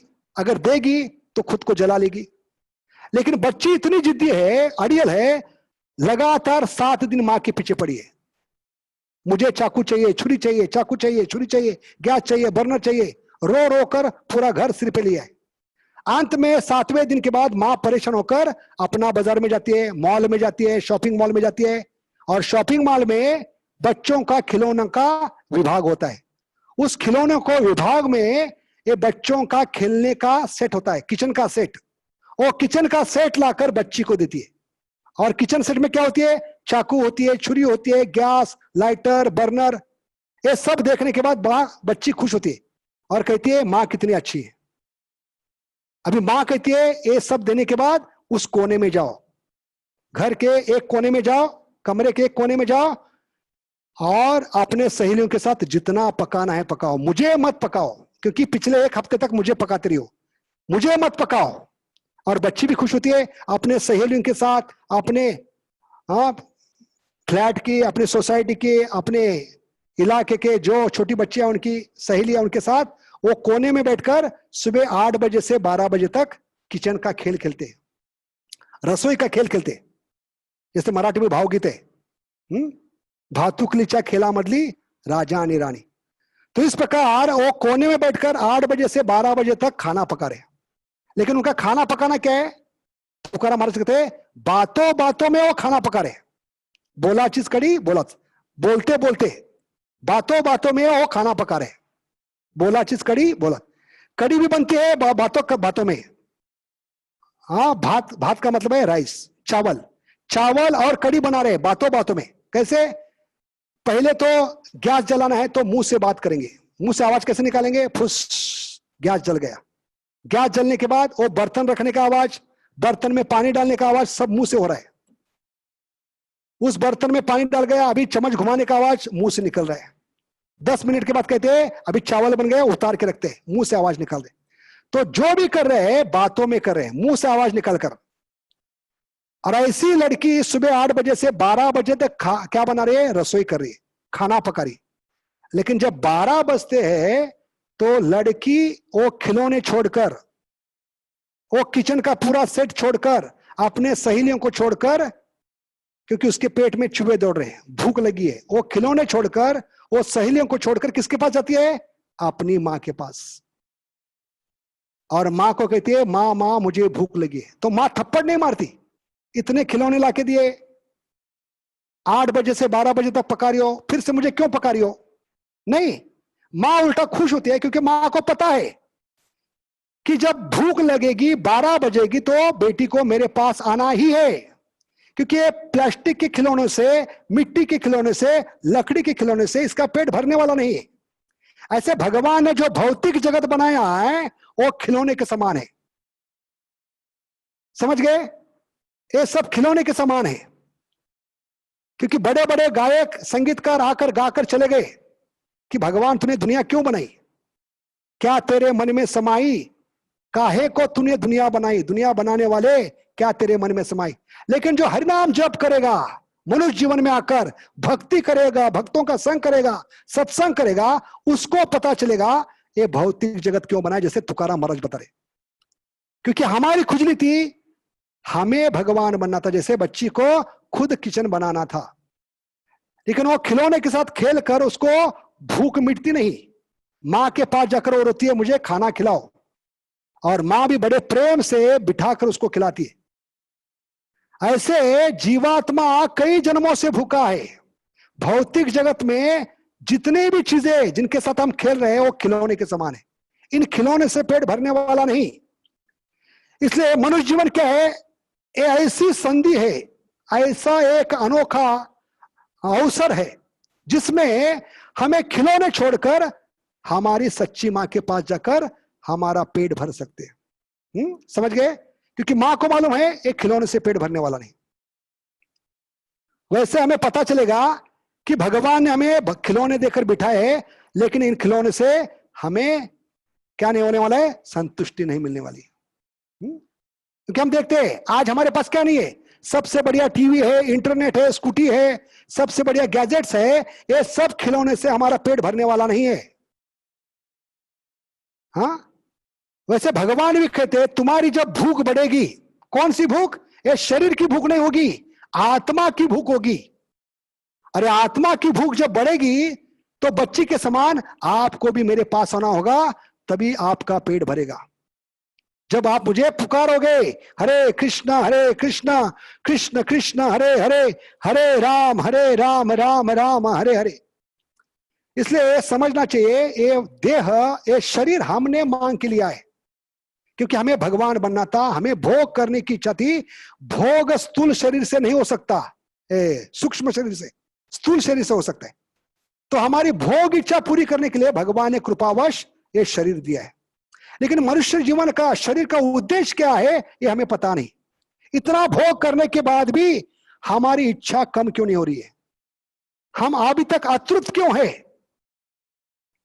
ये कभी पता चलेगा जब मनुष्य जीवन में आकर हम हरिनाम जप शुरू करेंगे। क्योंकि हरिनाम जप करने से मनुष्य जीवन का उद्देश्य है क्या है? इंद्रिय भोग नहीं, आत्म साक्षात्कार। हाँ, मनुष्य जीवन का उद्देश्य क्या है? Self realisation, not sense gratification. आत्म साक्षात्कार होना चाहिए। हाँ, तो ये बताए गए शास्त्र में। तो ये समझ में कभी आएगा कि हम जब भगवान के भक्तों के संग में आए, भगवान के बारे में सुनेंगे, भौतिक जगत क्यों बनाया, ये शरीर क्यों मिला है, ये जब पता चलेगा। अरे सभी कभी संभव है ये समझना जब हरे कृष्ण महामंत्र जब शुरू करेंगे, क्योंकि हमारी बुद्धि विकसित होगी, ये आध्यात्मिक ज्ञान सुनने की हमारे में ताकत आएगी। भगवान का कहना क्या है, भगवान क्या चाहते हैं, ये समझ में आएगा। समझ गए? इसलिए ये शरीर भगवान ने दिया है, हमने मांग के लिया है। तो ये शरीर ही दुखों का मूल है। उदाहरण के लिए ये छोटी उंगली, ये छोटी उंगली पे अगर मनन चिंतन करेंगे, गौर करेंगे, विचार करेंगे कि उंगली से हमें कितने प्रकार से सुख मिल सकते हैं। कोई बता सकता है ये उंगली का इस्तेमाल करके, छोटी उंगली का कितने प्रकार से सुख प्राप्त कर सकते हैं? कितने प्रकार से शरीर का सबसे नाजुक अंग है, छोटा अंग है, जो हमें सुख दे सकता है? कौन बताएगा? कितने तरीके हैं उंगली से, या छोटी उंगली से सुख प्राप्त करने के? कान में डाल के, नाक में डाल के। हाँ, कान में, नाक में, खुजली, खुजली का दुश्मन। और कोई है फायदा इसका? बाथरूम जाना है तो तीसरा फायदा। ये 3 फायदे के अलावा 24 घंटा सोचने पर भी और चौथा कोई मार्ग नहीं मिलेगा सुख प्राप्त करने का। इतना सुख मर्यादित है। सुख कितना मर्यादित है बताए गए। ये उंगली पे मनन चिंतन करो, विचार करो। ये उंगली ज्यादा से ज्यादा 3 प्रकार से सुख दे सकती, और इसी उंगली से दुख प्राप्त करना है तो 24 घंटा सोचने की जरूरत नहीं। कितने मार्ग है इस उंगली से दुख प्राप्त करने के? बताइए, 1 2। इस उंगली से दुख प्राप्त करने के कितने मार्ग है? हजारों करोड़ों। कैसे? फैन के अंदर डालकर घूमते हुए, मिक्सर में डालकर, सॉकेट में डालकर, कुत्ते के मुंह में डालकर, हाँ, और कहां? दरवाजे के बीच में, हाँ, गाड़ी के नीचे, खिड़की के बीच में, उसको चबाकर, हाँ, उस पे हथौड़ा मारकर। तो जितने सोचेंगे उतने मार्ग मिलेंगे दुख प्राप्त करने के। उंगली वही है। सोचने जाएंगे तो 3 मार्ग मिलेंगे सुख के, और दुख के हजारों मार्ग। इसलिए बताते हैं इस शरीर से मिलने वाला क्या है। तो सुख की गुंजाइश बहुत कम है। इसलिए हम कहते हैं सुख के पल होते हैं, दुख के दिन होते हैं। दिन बड़े या पल, सारे जीवन के पल एक साथ भी इकट्ठा करेंगे, मिलाएंगे तो एक दिन भर के नहीं आएगा। लेकिन जीवन में दुखों के दिन अनगिनत होते हैं। ये दूसरा सबूत है। इसलिए ये ज्ञान कभी होगा जब मनुष्य जीवन में आकर हम सोचेंगे कि मुझे करना क्या है। अगर मनुष्य जीवन को उद्देश्य नहीं तो किसके समान है? Letter without address. प्रभुपाद बताते किसके समान है? 10 पन्ने का खत लिखा है, अपने प्रेमी के लिए अपनी भावनाओं को प्रकट किया है, बहुत अच्छा हैंड राइटिंग है, हस्ताक्षर है, आपने पूरे अपने दिल को उसमें डाल दिया है, भावनाओं को डाल दिया है। लेकिन वो खत पॉकेट में, एनवलप में डालने के बाद, पॉकेट में डालने के बाद उस पर एड्रेस नहीं लिखा। तो क्या वो एड्रेस, वो खत जिसके लिए लिखा है वहां तक पहुंचने वाला है? आपकी भावना वहां तक पहुंचने वाली है? ये मूर्खता होगी। ऐसे मनुष्य जीवन में आकर आपको मालूम नहीं कि अंत में क्या करना है, तो आपसे दुर्भाग्य कोई नहीं है। ये किसके समान है? 100 पन्ने का खत लिखा है, भावना प्रकट की है, अपने विचार प्रकट किए है, अपना दिल खोल दिया है, लेकिन एड्रेस लिखना भूल गए। या दूसरा उदाहरण बताते प्रभुपाद, आप बस में चढ़े हो, आपके पास बटुआ फुल है, पैसे फुल है पॉकेट में, लेकिन जब बस कंडक्टर आएगा टिकट वाला तो पूछेगा भाई साहब कहां जाना है, और आपको पता नहीं। आप कह सकते हैं कोई भी टिकट दे दो, तो सारे बस में जितने भी लोग हैं पीछे मुड़ के देखेंगे कौन पागल आ गया। बस में तो चढ़ा है, लेकिन अंतिम स्टॉप कौन सा है, आखिरी स्टॉप इसका कौन सा है, उसको पता नहीं। ऐसे मूर्ख लोग हम मनुष्य जीवन की बस में बैठे हैं, चढ़े हैं, लेकिन हमें अंतिम स्टॉप मालूम नहीं। ये हमारी मूर्खता होगी। इसलिए आज हम देखेंगे, बहुत ही सुंदर विषय है थोड़े समय के लिए, कि मनुष्य जीवन का उद्देश्य क्या होना चाहिए। बिना मनुष्य जीवन का उद्देश्य हम पशु के समान है। इसलिए ये सुंदर श्लोक आता है महाभारत में, भीष्म पर्व में, आहार निद्रा भय मैथुनम श सामान्यम इतत् पशुभिर नरानम धर्मो हितेशो अधिको विशेषो धर्मे नहीं न पशुभिर समाना। अगर मनुष्य जीवन में आकर भी हमें पशु, जीवन का उद्देश्य पता नहीं, तो हम में और जानवर में कोई फर्क नहीं। ज्यादा से ज्यादा शास्त्र में द्विपाद पशु कह सकते हैं, रॉयल एडिशन ऑफ एनिमल्स। बहुत गंभीर शब्द में प्रभुपाद बताते हैं। तो यहां पर देखते हैं, एक कहानी आती है पुराण में। एक कहानी क्यों बता रही है? एक कथा सुनने के बाद भी अगर किस मूर्ख व्यक्ति को जीवन का उद्देश्य पता नहीं होगा तो वो सबसे मूर्ख व्यक्ति है, उससे गधा और कोई नहीं होगा।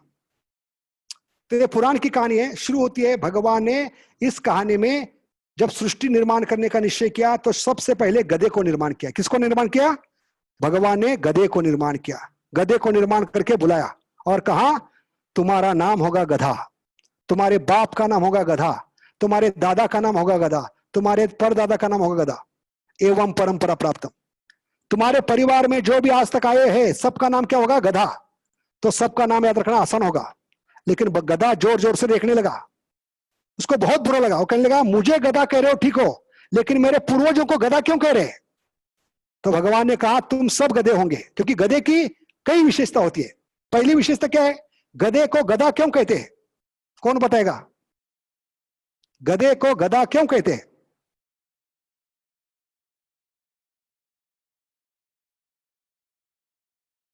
क्योंकि ये इतना मूर्ख प्राणी है, वो धोबी के पास काम करता है। किसके लिए? घास के लिए। जो घास रास्ते के साइड में कभी भी कहीं भी मिल सकता है। देखिए इतने कपड़ों का बोझा किस लिए उठाते? धोबी के पास। धोबी का गधा, उसके सिर उसके पीठ पर सारे गांव के कपड़े होते। क्यों बोझा उठा रहे इतना? थोड़े से घास के लिए। जो थोड़ा सा घास रास्ते के साइड में कहीं मिल सकता है, लेकिन वो मूर्ख उस घास के लिए धोबी के पास। दूसरी विशेषता है, इतने पीठ पर कपड़े होते हैं गठड़ी में, लेकिन खुद नंगा घूमता है, इसलिए उसको गधा कहते हैं। तीसरा है, वो हमेशा क्या करता है? कुछ प्राप्त होगा इसलिए काम करता होता है। जैसे एक बार धोबी ने कहा, अपने बेटी को चेतावनी दी, अगर अगले एक हफ्ते तक सुधर नहीं जाओगी तो तुम्हारा ब्याह मेरे गधे से करूंगा। और बाहर जो गधा था उसने सुन लिया और जोर जोर से वो खुशी से रेंकने लगा। तो बहुत मेहनत करने लगा उस हफ्ते में। तो उसका मित्र आकर पूछता है, इतना तो पहले मेहनत नहीं था, तुम तो गधे थे, आलसी थे, अचानक हफ्ते में क्या साक्षात्कार हो गया? इतना मेहनत क्यों करे हो? तो कहने लगा कि मेरा बहुत बड़ा चांस है, मैं दामाद बनने वाला हूं इस घर का। ऐसे मूर्ख लोग जिनको जीवन का उद्देश्य मालूम नहीं, वो गधे के समान अपने बिजनेस में, ऑफिस में काम करते होते। गधे से काम कैसे करवाते? गधे के सामने क्या लटकाते हैं? कैरेट, गाजर लटकाते हैं। और उस मूर्ख गधे को क्या लगता है, अभी सिर्फ एक कदम आगे लूंगा तो एक गाजर मेरा होगा, एक कैरेट मेरा होगा। लेकिन जैसे ही मूर्ख गधा एक कदम आगे लेता है, उस कारण वो कैरेट भी एक कदम आगे चला जाता है। ऐसे जॉब प्रमोशन, इंक्रीमेंट, हाँ, ये सब कैरेट दिखाकर आजकल कंपनी में 10-10 घंटा, 20-20 घंटा काम करवाते। लेकिन हम गधे समझ नहीं पाते और कहते हैं जब के लिए समय नहीं। ये मूर्खता होगी। हम गधे के समान काम करते रहेंगे और मनुष्य जीवन भूल जाएंगे तो हमसे बड़ा गधा नहीं होगा कोई। या कई मूर्ख लोग कहते हैं आजकल हमारे पास समय नहीं। लेकिन उन लोगों को हमारा सवाल है, आप मोबाइल पे कितने घंटे बिता रहे हो? व्हाट्सएप पे कितने घंटे बिता रहे हो? मैसेज में कितने घंटे? वो सोचना चाहिए। अगर जो लगाव मोबाइल के प्रति है, व्हाट्सएप के प्रति, फेसबुक के प्रति है, उसका 10% भी अगर नाम जप के प्रति होगा तो इस जन्म में हम भगवत धाम जा सकते हैं। तो हम गधे के समान हैं। तो गधे को गधा क्यों कहते हैं? चौथा कारण, क्योंकि गधे को बैसाखी नंदन कहते हैं। बैसाखी नंदन का मतलब है गधा कभी बीमार पड़ता है जब घास फूस आसपास बहुत होती है, तभी गधा बीमार पड़ता है। बिल्कुल उल्टा होता है उसका। जब बरसात को बैसाखी कहते हैं। बैसाखी नंदन का मतलब है बैसाखी नंदन है शरद ऋतु। शरद ऋतु में बरसात के बाद घास फूस हर जगह होती है और इतनी घास फूस देकर वो हट्टा कट्टा होना चाहिए खाकर, लेकिन वो घास फूस देकर गधा बीमार पड़ता है। क्यों? क्योंकि वो मूर्ख है, गधा है। क्योंकि वो सोचता है मैं इतना रोज खा रहा हूं फिर भी घास फूस इतना अभी तक बचा, इसका मतलब है मैंने खाया नहीं, मैंने खाया नहीं। ये सोच सोच के बीमार पड़ता है, और जब घास बहुत होती है तब बीमार पड़ता है। सोचिए इसका कारण क्या है? वो गधा है, मूर्ख है, आसपास इतना घास देखकर मैंने अभी तक कुछ खाया नहीं, कुछ खत्म ही नहीं किया, ये सोचकर वो बीमार पड़ता है जब घास फूस बहुत होती है।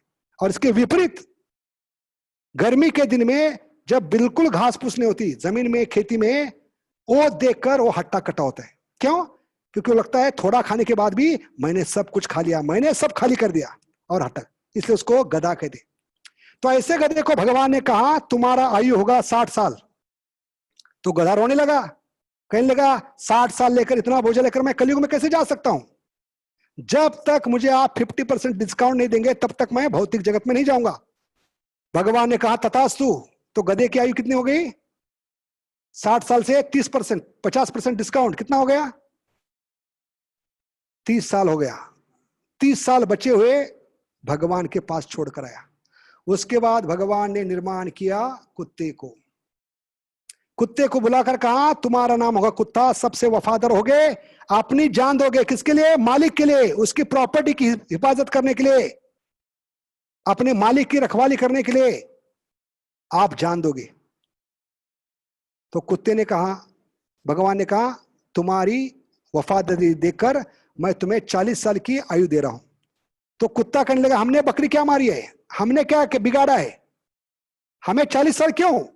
अगर गधे को 50% डिस्काउंट है तो हमें भी 50 डिस्काउंट चाहिए, टका, प्रतिशत। तो भगवान ने कहा तथास्तु। कुत्ते का आयु हो गया कितना? 40 साल से 20 साल, बचा हुआ 20 साल भगवान के पास छोड़ गया। उसके बाद भगवान ने निर्माण किया बंदर को। बंदर को निर्माण करने के बाद भगवान ने कहा तुम्हारा नाम होगा बंदर, एक जगह टिक नहीं पाओगे, हमेशा छलांग मारते रहोगे, एक दीवार से दूसरी दीवार, एक घर से दूसरी घर, एक पेड़ से दूसरी पेड़, एक डाली से दूसरी डाली, छलांग मारते रहोगे। इसलिए मैं तुम्हारा आयु बहुत ही कम रख रहा हूं, तुम्हारा आयु 30 साल होगा। तो गधे ने कहा हमने क्या बकरी मारी है, हमको भी 50% डिस्काउंट चाहिए, जब तक 50% डिस्काउंट नहीं देंगे हम जाएंगे नहीं भौतिक जगत में। तो भगवान ने कहा तथास्तु। बंदर का हो गया 15 साल, 15 साल भगवान के पास छोड़कर आ गया। तो गधे ने कितना छोड़ा है? 30 साल छोड़ा है भगवान के पास, कुत्ते ने 20 साल और बंदर ने 15 साल। अंत में इस कहानी में भगवान ने मनुष्य को बनाया, नमूने को, कलयुग के नमूने को, और सामने बुलाकर कहा तुम सबसे बुद्धिमान होंगे क्योंकि मैं तुमको विशेष बुद्धि दे रहा हूं, विवेक बुद्धि, जो हमने पर चर्चा की पहले प्रवचन में। फर्क करने की बुद्धि दे रहा हूं, तुम अपनी बुद्धि इस्तेमाल करके दृढ़ता प्राप्त करोगे, दृढ़ बुद्धि प्राप्त करोगे, दृढ़ बुद्धि प्राप्त करके निश्चित कर पाओगे इसी जन्म में मुझे जल्द से जल्द इस टॉयलेट से बाहर निकलना है, भौतिक जगत से। इसलिए क्योंकि तुमको विशेष बुद्धि दी गई, विवेक बुद्धि। इसलिए सब जानवर से तुम्हारा आयु मैंने बहुत ही कम रखा है, 20 साल। 20 साल सुनते ही आदमी आग बबूला हो गया, कहने लगा पिता हो या पपीता हो, बाकी जानवरों को बिना मांगे 60 साल 40 साल दिए और मुझे 20 साल। 20 साल में क्या होगा? 20 साल में तो जवानी शुरू होती है, कब थिएटर में घुसूंगा, कब लड़कियों को लेकर घूमूंगा, कब मजाक करूंगा। मैं भौतिक जगत में जब तक नहीं जाऊंगा जब तक मेरी आयु बढ़ाकर नहीं दोगे। तो भगवान ने कहा मैंने तो सारा बांट दिया जानवरों को। तो मनुष्य बहुत ही लोभी था, उसने पूछा कि बाकी जानवरों ने कुछ छोड़ा होगा? तो भगवान ने कहा बहुत अच्छा याद दिलाया। तो लालची इतना था मनुष्य को, कहने लगा बाकी सब जानवरों का आयु मुझे दे दो। तो भगवान ने कहा तथास्तु। तो गधे ने कितना छोड़ा था? 30 साल। इसलिए कहते हैं शास्त्र के अनुसार पहले 20 साल जो भगवान ने दिए मनुष्य की तरह जीते हैं। जब तक नौकरी नहीं होती, नौकरी नहीं मिलती, छोकरी नहीं मिलती, माता पिता का सबका आदर करते हैं, मान सम्मान करते हैं। लेकिन एक बार नौकरी मिल गई, छोकरी मिल गई, हम सबको अनादर करते हैं। और इसलिए हमारा आयु शुरू होता है गधे के समान। 20 साल के बाद, अच्छी पढ़ाई करने के बाद, अच्छी नौकरी छोकरी के बाद 30 साल गधे के समान काम करते हैं। और 30 साल जो गधे के समान काम किया है, वो प्रॉपर्टी खड़ी की है, स्टेट खड़ी की है, उसकी देखभाल करने के लिए अगले 20 साल कुत्ते के समान हम जीवन जीते हैं, जीवन बिताते हैं। और आखिरी 15 साल कितने हो गए? 20 और 30 50, 50 और 20 70, और अगले 15 साल बंदर के समान। बंदर के समान क्यों? क्योंकि बंदर होता है एक घर से दूसरे घर छलांग मारता है। ऐसे जिन्होंने जीवन भर संस्कार नहीं प्राप्त किए, भक्ति नहीं की, माता पिता की सेवा नहीं की, उनका जीवन बंदर के समान आखिरी 15 साल। क्योंकि 15 साल क्या करते हैं? बड़े बेटे के घर से छोटे बेटे के घर छलांग मारते हैं, बेटी के घर से बेटे के घर। ये बंदर का जीवन हमने बना के रखा है। और इसका कारण क्या है? हमारा जीवन जानवर का हो चुका है। इसका कारण है हमें पता नहीं है अंत में क्या करना है। क्योंकि हम इतने मूर्ख है, पिछले 84 लाख योनि में हमने सबकी सेवा की है। 84 लाख माता पिता हो गए, 84 लाख सब रिश्तेदार हो गए, लेकिन इतनी सेवा करने के बाद भी हम मूर्ख लोग समझ नहीं पाए ये सब की सेवा करने के बाद मैं दुखी क्यों हूं। अभी ऐसा कौन सा व्यक्ति है जिसकी सेवा करने से मुझे सुख मिलेगा? और ये विषय अगले बार का है। हमारे जीवन में दुख क्यों है? हमें बिना मांगे दुख क्यों मिलता है? मांगने पर भी सुख क्यों नहीं मिलता? और हमारी गलत धारणा क्या है? जप करेंगे, हरे कृष्णा जप करेंगे, गीता पढ़ेंगे, भक्ति करेंगे तो दुख उड़ जाएगा। नहीं, भगवान ने ऐसा नहीं कहा गीता में। एक गलत धारणा हमने फैलाई कि भक्ति करने से, हरे कृष्णा जप करने से दुख उड़ जाएंगे, नष्ट हो जाएंगे। नहीं, भगवान ने क्लियरली कहा है, पहले ही आज्ञा में भगवान ने जब पहली बार गीता में मुंह खोला, पहली आज्ञा क्या है? मात्रा स्पर्शास्तु कौन्तेय शीतोष्ण सुख दुखदा। सुख दुख रहेंगे क्योंकि शरीर आपने मांगा है। जब तक शरीर है, जब तक महाविष्णु अपनी सांस अंदर नहीं लेंगे, तब तक दुख रहेंगे। समझ गए? आप कोई स्पेशल आदमी नहीं है कि भगवान आपके लिए डिजाइन चेंज करेंगे। आपको तो एक खोपड़ी है, 4 खोपड़ी वाले ब्रह्मा के लिए भी भगवान अपना रचना डिजाइन चेंज नहीं करते। भगवान ने भौतिक जगत की रचना क्या की है? दुखालयम अशाश्वतम। ये दुख तो रहेगा, जैसे कोरोना रहेगा। कोई भी दवाई आएगी, कोई भी वैक्सीन आएगा, कोरोना रहेगा, वो मरेगा नहीं। उसको सहन करने की ताकत हमें बढ़ानी होगी, प्रतिकार शक्ति, हमारी इम्यूनिटी बढ़ानी होगी। ऐसे भौतिक जगत भी कोरोना के समान है। जब तक ये शरीर है, जब तक महाविष्णु सांस अंदर नहीं लेते। और तीसरी चीज क्या बताया हमने? कि भगवान हमारे लिए डिजाइन चेंज नहीं करने वाले। आप एक व्यक्ति के लिए भगवान दुखालयम अशाश्वतम सुखालयम शाश्वत नहीं बनाने वाले। भगवान ने अपने परिवार को भी भेज दिया उनमें कलह करके। तो हम किस खेत की मूली है जो सोचेंगे कि भगवान 16 माला करने से दुख नष्ट करेंगे? नहीं, दुख तो रहेंगे, भगवान कहेंगे, लेकिन मैं वो बुद्धि दूंगा, शक्ति दूंगा, जिससे आप दुख को सहन कर पाओगे और दुख से ऊपर उठ पाओगे। ये मतलब है भगवद गीता 2 अध्याय 14वां श्लोक। तो इसको लेकर हम अगले बार आगे बढ़ेंगे। तो आज के प्रवचन के बारे में कुछ प्रश्न हैं तो पूछ सकते हैं। मनुष्य जीवन में हमने बताया कई चीज। सदगुरु का आश्रय लेकर हम क्या कर सकते हैं? पहली चीज बताई, अग्नि को बुझा सकते हैं, चित्त का मार्जन कर सकते हैं। ऑस्ट्रेलिया का उदाहरण बताया, वीडियो बताया। उसके बाद बताया कि हमारे अंदर जो आग लगी है वो सबसे भयंकर है। जंगल की आग बुझ सकती है, लेकिन मनुष्य के अंदर जो आग लगी है वो नहीं बुझ सकती। उसके बाद हमने बताया, क्या बताया? कि हमारे जीवन में आतंक फैला है। जैसे भगवान से हमने अलग इच्छा की, भगवान का हाथ छोड़ दिया, हमारे जीवन में आतंक, दंगा फसाद शुरू हो गया। ये दंगा फसाद करने वाले कौन है?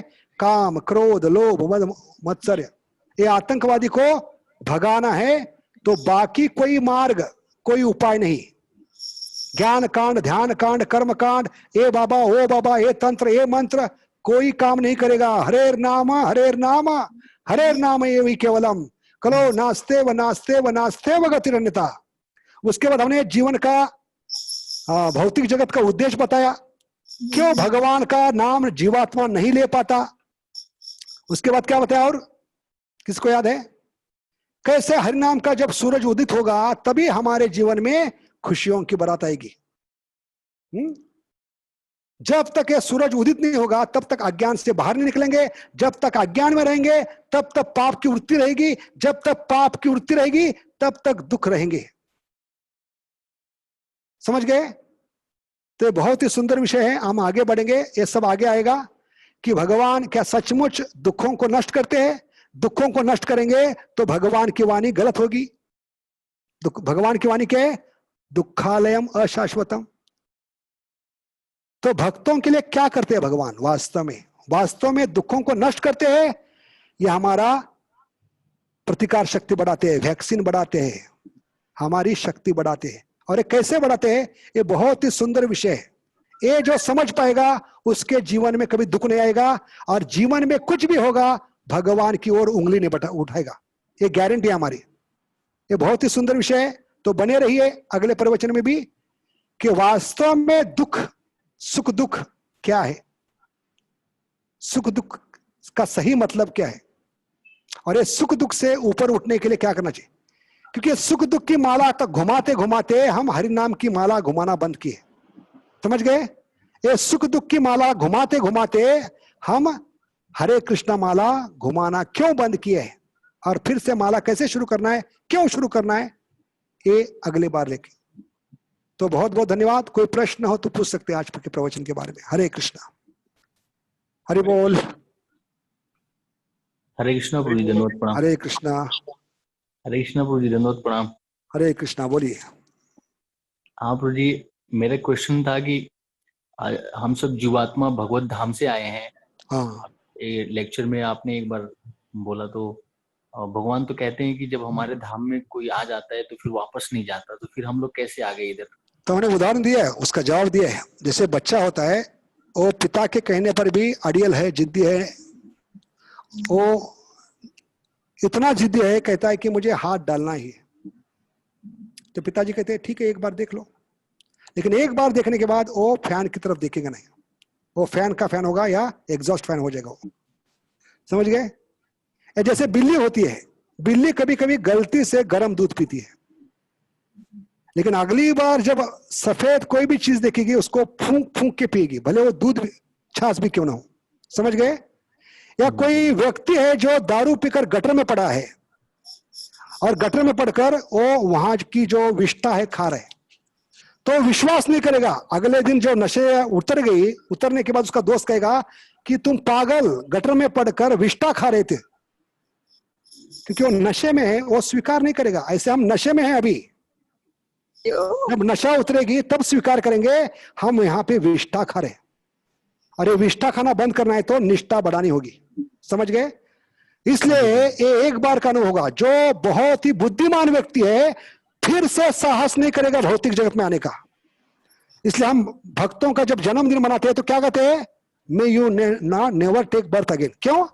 क्योंकि कोई पागल व्यक्ति ही फिर से भौतिक जगत में आएगा। समझ गए?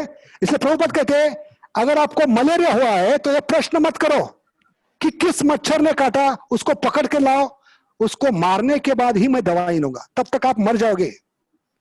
तो पहला उपाय क्या है? दवाई लेना शुरू करो। हरे कृष्णा कृष्ण कृष्ण हरे हरे, हरे राम राम राम हरे हरे। ठीक है?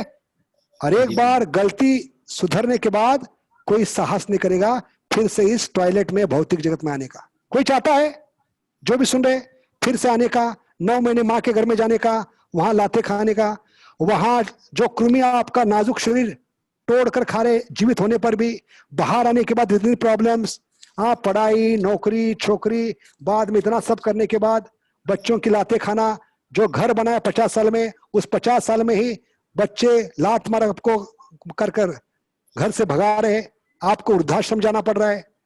जोड़ों का दर्द, ये प्रॉब्लम, मन का प्रॉब्लम, तन का प्रॉब्लम, पड़ोसी का प्रॉब्लम, प्रॉब्लम की कमी है कुछ, तो कोई मूर्ख व्यक्ति ही फिर से आने का सोचेगा। जो बुद्धिमान है वो निश्चय करेगा। इसलिए निश्चित बुद्धि दी है फर्क करने के लिए। मैं गटर में विष्ठा खा रहा था, मुझे विष्ठा नहीं खाना है, मुझे भगवान के धाम में गुलाब जाम खाना है। ठीक है? हरे कृष्णा। हरे कृष्ण प्रभु। और कोई प्रश्न है? वंडरफुल कथा। हरे हरे कृष्णा। कृष्णा। थैंक यू प्रसाद प्रभु। प्रभु जी थोड़ा सा डिफाइन करेंगे ये जो आपने अभी बताया कि Lord is compared with Karuna Sindhu and कृपा सिंधु, तो थोड़ा करुणा सिंधु और कृपा सिंधु को थोड़ा हाँ, जैसे हमने बताया सागर के कृपा से ही बादल बनते हैं, ऐसे भगवान के कृपा से ही हमारे जीवन में बादल रूपी गुरु आते हैं। और एक गुरु भी अपने घर से पानी नहीं लाते, क्योंकि भगवान के प्रतिनिधि है। भगवान ने जो पानी बनाया है कृपा का, हरिनाम का, वो लेकर हमारे जीवन में आते हैं। तो भगवान कितने कृपालु है ये अगर जानना है तो भगवान की भक्त वत्सलता बार बार सुननी होगी। भगवान कितना प्रेम करते हैं, उदाहरण है गीता में 5.29। भगवान कहते हैं मैं ही आपका सबसे बड़ा हित चिंतक हूं। तो भगवान की कृपालुता यहां दिखाई पड़ती है भगवद गीता में भी। ऐसा नहीं कि सिर्फ भागवत में लीला में ही भगवान कृपालु होते हैं, नहीं, भगवान हमेशा आनंद में होते, सुख में होते, लेकिन भगवान को एक ही दुख है कि मेरे अंश मेरे बिना दुख भुगत रहे। इस कारण वो भगवान भले वैकुंठ में है, गोलोक में है, लेकिन दुखी है। वैकुंठ का मतलब जहां पर कुंठ नहीं, चिंता नहीं, लेकिन भगवान को एक ही चिंता होती है, मेरा अंश, मेरा पुत्र जिद के कारण, बगावत करने के कारण ये भिखारी का जीवन। ऐसे तो हम किसके पुत्र हैं? अनंत कोटि ब्रह्मांड के, लेकिन दर दर भीख मांग रहे। ये भिखारी का रूप हुलिया देकर, उसका व्यवसाय देखकर, बिजनेस देखकर पिता आंखों से आंसू बहाते हैं। ये भगवान की कृपा है। और इसलिए भगवान परमात्मा के रूप में आते हैं उस बच्चे को वापिस घर ले जाने के लिए। समझ गए? तो भगवान कितने कृपालु है। कोई भी रिश्ता इतना कृपालु नहीं है। माता पिता, भाई बहन, पत्नी, बच्चे, जितने भगवान कृपालु है। इसका सबूत क्या है? भगवान बताते हैं अगर तू विष्ठा में कीड़ा भी बन गया तो विष्ठा में कीड़ा बन के बाद कौन से माता पिता, कौन से पत्नी, कौन से बच्चे आपको घर ले जाने वाले, बाथरूम में रखने वाले? अगर पता भी चलेगा आपको उठा कर लेके जाएंगे, हमारे पिताजी विष्ठा में कीड़ा बन गए, रोज उनको खाना देंगे गरम गरम बाथरूम में। आपको तो मालूम है, लेकिन बाकी जो घर में बच्चे हैं बाथरूम में गए मल त्यागने के लिए और पानी बकेट का छोड़ दिया तो बकेट के पानी के साथ आप फिर से नाले में चले गए। तो भगवान ऐसी जगह क्यों आ रहे? बताने के लिए कि विष्ठा खाना तुम्हारा बिजनेस नहीं, धंधा नहीं। इस विष्ठा से बाहर निकलो, चलो अपने घर लौटते हैं। आपका घर भगवत धाम है, आपके लिए मैंने भगवत धाम बना के रखा है। आप एक लौते वारिस हो, उस भगवत धाम को आप संभालो, ये बताने के लिए आते हैं। देखिए कितने कृपालु है भगवान। इसलिए ऐसे भगवान की भक्त वत्सलता को, कृपा को जब तक समझेंगे नहीं तब तक नाम में हमें रुचि उत्पन्न नहीं होगी। नाम में रुचि कभी उत्पन्न होगी? हमें जब करते समय या दो माला के बीच में हमें याद करना है मैं कितने गंदे नाले का कीड़ा था, मेरी औकात क्या थी, इतने बुरे काम करता था, शराबी था, जुआरी था, नशेला था, फिर भी भगवान ने मुझे उठाकर भक्तों के संग में लाके खड़ा कर दिया। ये बार बार जब याद करेंगे तो हमारी औकात समझकर कि अगर मैं ध्यान पूर्वक जप नहीं करूंगा, भक्ति नहीं करूंगा, भगवान का भजन नहीं करूंगा, फिर से मुझे गटर के नाले में जाना पड़ेगा, ये सोचकर तीव्रता से पुकार पाएंगे। हरे कृष्णा कृष्ण कृष्ण हरे हरे, हरे राम राम राम हरे हरे। समझ गए? हमें लगता है कि माँ बहुत कृपालु है, नहीं। ध्रुव महाराज की कहानी में भगवान बताते हैं, ध्रुव महाराज की कहानी में ध्रुव महाराज की माँ बताते हैं, सुना थी, कहते हैं बेटा मुझे सबसे कृपालु मत समझो। क्यों कहते हैं? क्योंकि आप बहुत ही उदार है, कृपालु है। क्यों? क्योंकि 5 साल के बालक को खुद होकर आपने जंगल में भेज दिया भगवत प्राप्ति के लिए। लेकिन आजकल उल्टा हो रहा है। 25 साल का लड़का है, इस्कॉन में गया, माता पिता पूरा बवाल कर रहे हैं, मेरे बेटे को छीन लिया, मेरे बेटे को छीन लिया। लेकिन आप कितनी महान हो, 5 साल के बालक को खुद होकर भगवान प्राप्ति के लिए भेज दिया, आत्मा साक्षात्कार के लिए। तो आपसे दिल किसका बड़ा नहीं, आप कितनी कृपालु हो। तो उस प्रसंग में सुनीति कहते हैं बेटा मुझसे कृपालु करोड़ों गुना दिल भगवान का है। क्यों? क्योंकि मैं तो जंगल में नहीं थी, मधुबन में, लेकिन आपकी रक्षा कौन कर रहे थे? कृपालु भगवान कर रहे थे, करुणा भगवान कर रहे थे। और उसके लिए उदाहरण देती है कि माँ के घर में बच्चा होता है लेकिन माँ उसका पालन नहीं करे, माँ उसका पालन पोषण नहीं करे, क्योंकि माँ के घर में दूध तभी बनता है जब भगवान की कृपा से कोई जीव माँ के घर में प्रवेश करता है, तभी दूध बनना शुरू होता है। तो हमारा चैलेंज है कि स्त्री अगर काबिल है दूध बनाने के लिए, तो उसके शरीर में बचपन में दूध बनना चाहिए, 10 साल में या 90 साल में दूध बनना चाहिए। स्त्री के घर में दूध कभी बनता है? जब भगवान की कृपा से जीव प्रवेश करता है, कृपावश भगवान दूध बनाना शुरू करते हैं। ये भगवान की असीम कृपा है, क्योंकि भगवान ने आज और कल की व्यवस्था बनाए रखी है। जैसे शोरूम में, गाड़ी के शोरूम में क्या होती है? हर एक गाड़ी में पेट्रोल होता है। भले उनको पेट्रोल रखने की जरूरत नहीं, लेकिन उनको मालूम है अगर पेट्रोल नहीं रखेंगे तो कोई गाड़ी खरीदने का नहीं। ये पेट्रोल होने के कारण ही वो आदमी पेट्रोल पंप तक जाएगा, उसके बाद खुद का पेट्रोल पंप भरेगा। ऐसे शुरुआत में भगवान ने पेट्रोल दिया है, उसको कहते हैं श्रद्धा। उस श्रद्धा को लेकर हमें आगे बढ़ाना है, भक्ति की गाड़ी। हाँ, क्योंकि भगवान ने आज की और कल की व्यवस्था बनाए रखी है। ये भगवान की कृपा है, समझ गए? Yes. इसलिए हमें इस श्रद्धा से आगे बढ़ेंगे तो हमें भगवान की कृपा क्या है, करुणा क्या है, समझ में आएगी। ठीक है, हरे कृष्णा। तो ये थोड़ा सा डिफाइन करेंगे, कृपा और करुणा में डिफरेंस क्या है? कृपा और ऑलमोस्ट दोनों सेम है। करुणा यानी जो एकदम ओत-पोत होती है, दिल से निकलती है। कृपा यानी साधारण हम आशीर्वाद देते हैं उस टाइप का। समझ गए? तो कृपा in general and Karuna is coming from the heart. जैसे राधा ने भगवान के हृदय से निकली, इसलिए उसको करुणा करुमैती कहते हैं। हाँ, तो करुणा की मूर्तिमंत स्वरूप है क्योंकि वो हृदय से निकली है।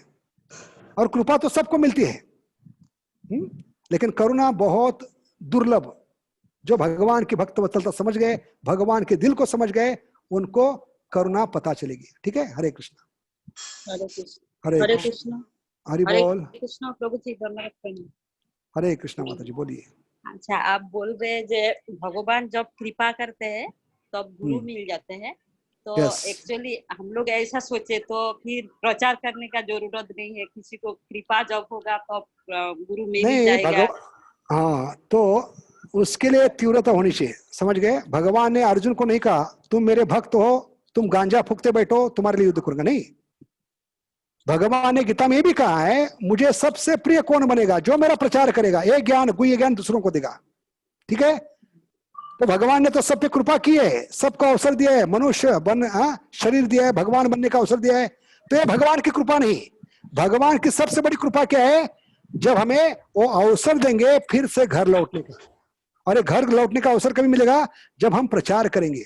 समझ गए? क्योंकि देने से हमें मिलेगा। दूसरा कारण, जितना आध्यात्मिक दूसरों को देते हैं उतना मिलेगा भगवान की कृपा। ठीक है, हरे कृष्ण।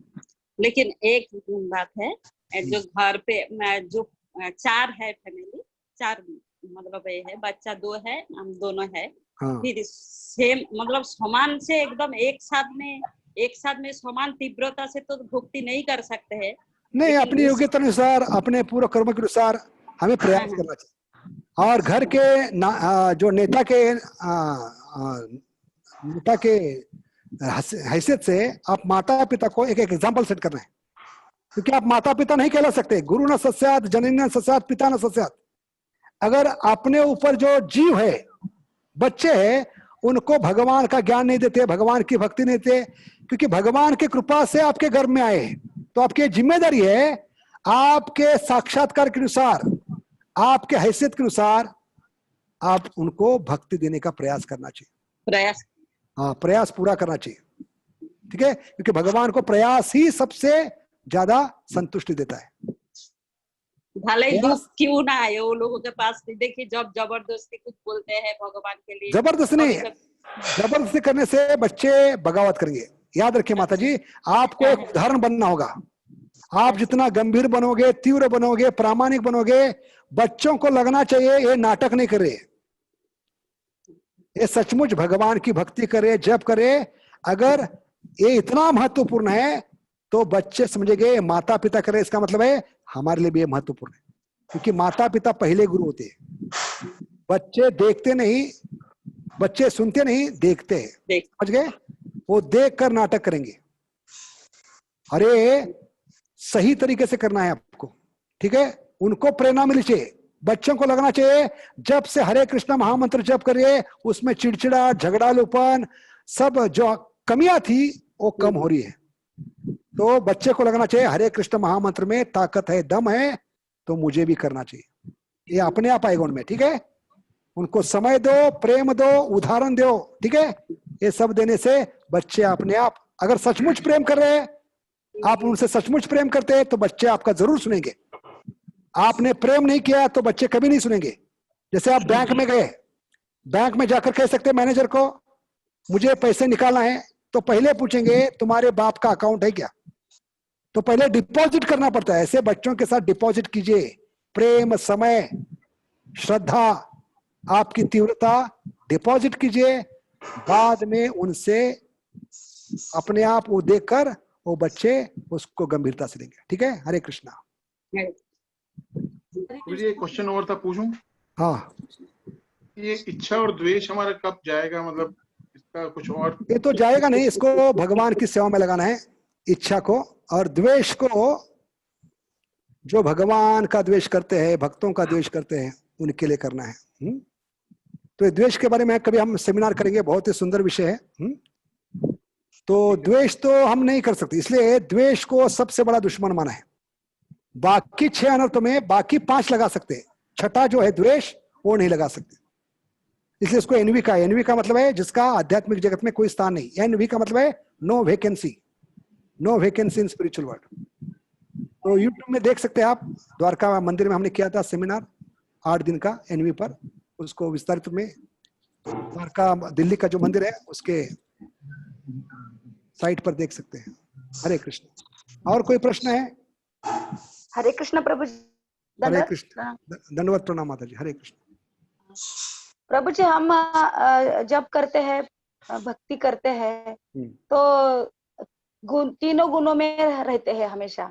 तो कभी सत्व गुण, रजोगुण, तमोगुण, तो कभी जीने का ज्यादा जीने का मन करता है, कभी उदास हो जाते हैं, कभी दुखी हो जाते हैं, तो कभी कभी ऐसा लगता है कि नहीं चाहिए ये जीवन। तो क्या कर सकते हैं उसमें, क्या मतलब? तो दिन भर जब करेंगे तो ऐसे विचार आएंगे, इसलिए ब्रह्म मुहूर्त बताया गया। ब्रह्म मुहूर्त का मतलब है शुद्ध सत्व। ब्रह्म मुहूर्त का फायदा बहुत होता है, क्योंकि भगवान देखते हैं जब जीवात्मा जो सबसे प्रिय है नींद गवा कर मेरे लिए जल्दी उठ रहा है, इतनी तकलीफ है उठने की, 2 घंटा बैठने की, भक्तों के साथ बैठने की, ये सारी तकलीफें मेरे लिए सहन कर रहे हैं, मेरी प्रसन्नता के लिए, मेरी खुशी के लिए। वो देखकर ये 1.5 घंटे या 2 घंटे का जो समय है, ब्रह्म मुहूर्त का मतलब है सूर्योदय से पहले 1.5 घंटा, सूर्योदय के बाद 1.5 घंटा। समझ गए? जहां भी सूर्योदय होता है उसके पहले 1.5 घंटा और उसके बाद 1.5 घंटा, तो 2.5 से 3 घंटे का समय है। उसमें भक्तों के संग में अगर जप करेंगे तो ऐसे बुरे विचार आपके मन में कभी नहीं आएंगे। उल्टा लगेगा कि 16 ही माला क्यों, मुझे और तीव्रता से करके इसी जन्म में भगवान को प्राप्त करना है, ठीक है? और इस ब्रह्म मुहूर्त का असर 10 बजे तक होता है, इसलिए हमारी माला 10 बजे तक पूरी होनी चाहिए। लेकिन माताओं के लिए कंसेशन है, हमने पिछली बार बताया था। माताएं जो पहले बच्चों की देखभाल कर रहे, जो वैष्णव है, भगवान का नाम ले रहे, भगवान की पूजा कर रहे, भगवान का नाम सुन रहे, बचपन से प्रसाद खा रहे, पति है जो भले भक्त नहीं है, भगवान के लिए घर बनाए रह रहे, घर में जो भी आवश्यक है आपको ला कर दे रहे, तो उनकी सेवा करके दोपहर के समय आप एक समय तय करना है। 4-5 माताएं अपने इलाके में, हम एक साथ आकर दोपहर के समय जब पति बच्चे नहीं होते घर में, उनकी सेवा करने के बाद, थोड़ा आराम करने के बाद, दोपहर को 2-4 बजे हम एक साथ बैठकर जप करेंगे। वो भगवान और प्रभुपाद ने वचन दिया है, उनके लिए वो ब्रह्म मुहूर्त होगा और आपको ज्यादा कृपा मिलेगी, क्योंकि आपने पहले वैष्णव सेवा की है, सबको भक्तिमय कार्य करने के लिए प्रसाद बनाया है, घर में सुख शांति लाई है। अगर प्रसाद नहीं बनाएगा तो घर में अशांत, दंगा फसाद होगा, चिड़चिड़ाट होगा, झगड़ालूपन होगा, किसी के साथ रिश्ता अच्छा नहीं होगा। तो ये सबको बनाए रखने का काम माताएं करें। अरे करने के बाद भगवान को भोग लगाया है, वैष्णव को संतुष्ट किया है। एक पत्थर में दो पंछी मारे आपने, भगवान को संतुष्ट, वैष्णव को संतुष्ट, तो कृपा ज्यादा मिलेगी। और एक कृपा को लेकर 2 घंटे बैठ के जप करेंगे तो आपके लिए ये सबसे बढ़िया समय होगा, दोपहर का 2 घंटे, ठीक है, वो आपके लिए ब्रह्म मुहूर्त के समान होगा। इसलिए चिंता मत कीजिए कि सुबह मुझे जप करने को ना समय नहीं मिल रहा है। हाँ, और दूसरी बात हमने बताई, मोबाइल, फेसबुक, इंटरनेट, व्हाट्सएप कम कीजिए। इसमें दिन के कम से कम 8 घंटे जाते हैं, 2-2 घंटा हर एक में। तो इसमें अगर विचार करेंगे हम कितना समय बर्बाद कर रहे हैं, अगर वही आसक्ति अगर हमें मोबाइल के प्रति है, वो भगवान के नाम के प्रति होती, तो आज हम भगवत धाम में होते। ठीक है, तो विचार करने से आपको समय जरूर मिलेगा। ठीक है, हरे कृष्णा। हरे कृष्णा। हरे कृष्णा। हरे कृष्णा प्रभु जी। यस प्रभु जी, कौन है? प्रभु जी मैं नरहरि करुणादास बोल रहा हूँ प्रभु जी। यस नरहरि प्रभु। हरे कृष्णा। हरे कृष्णा।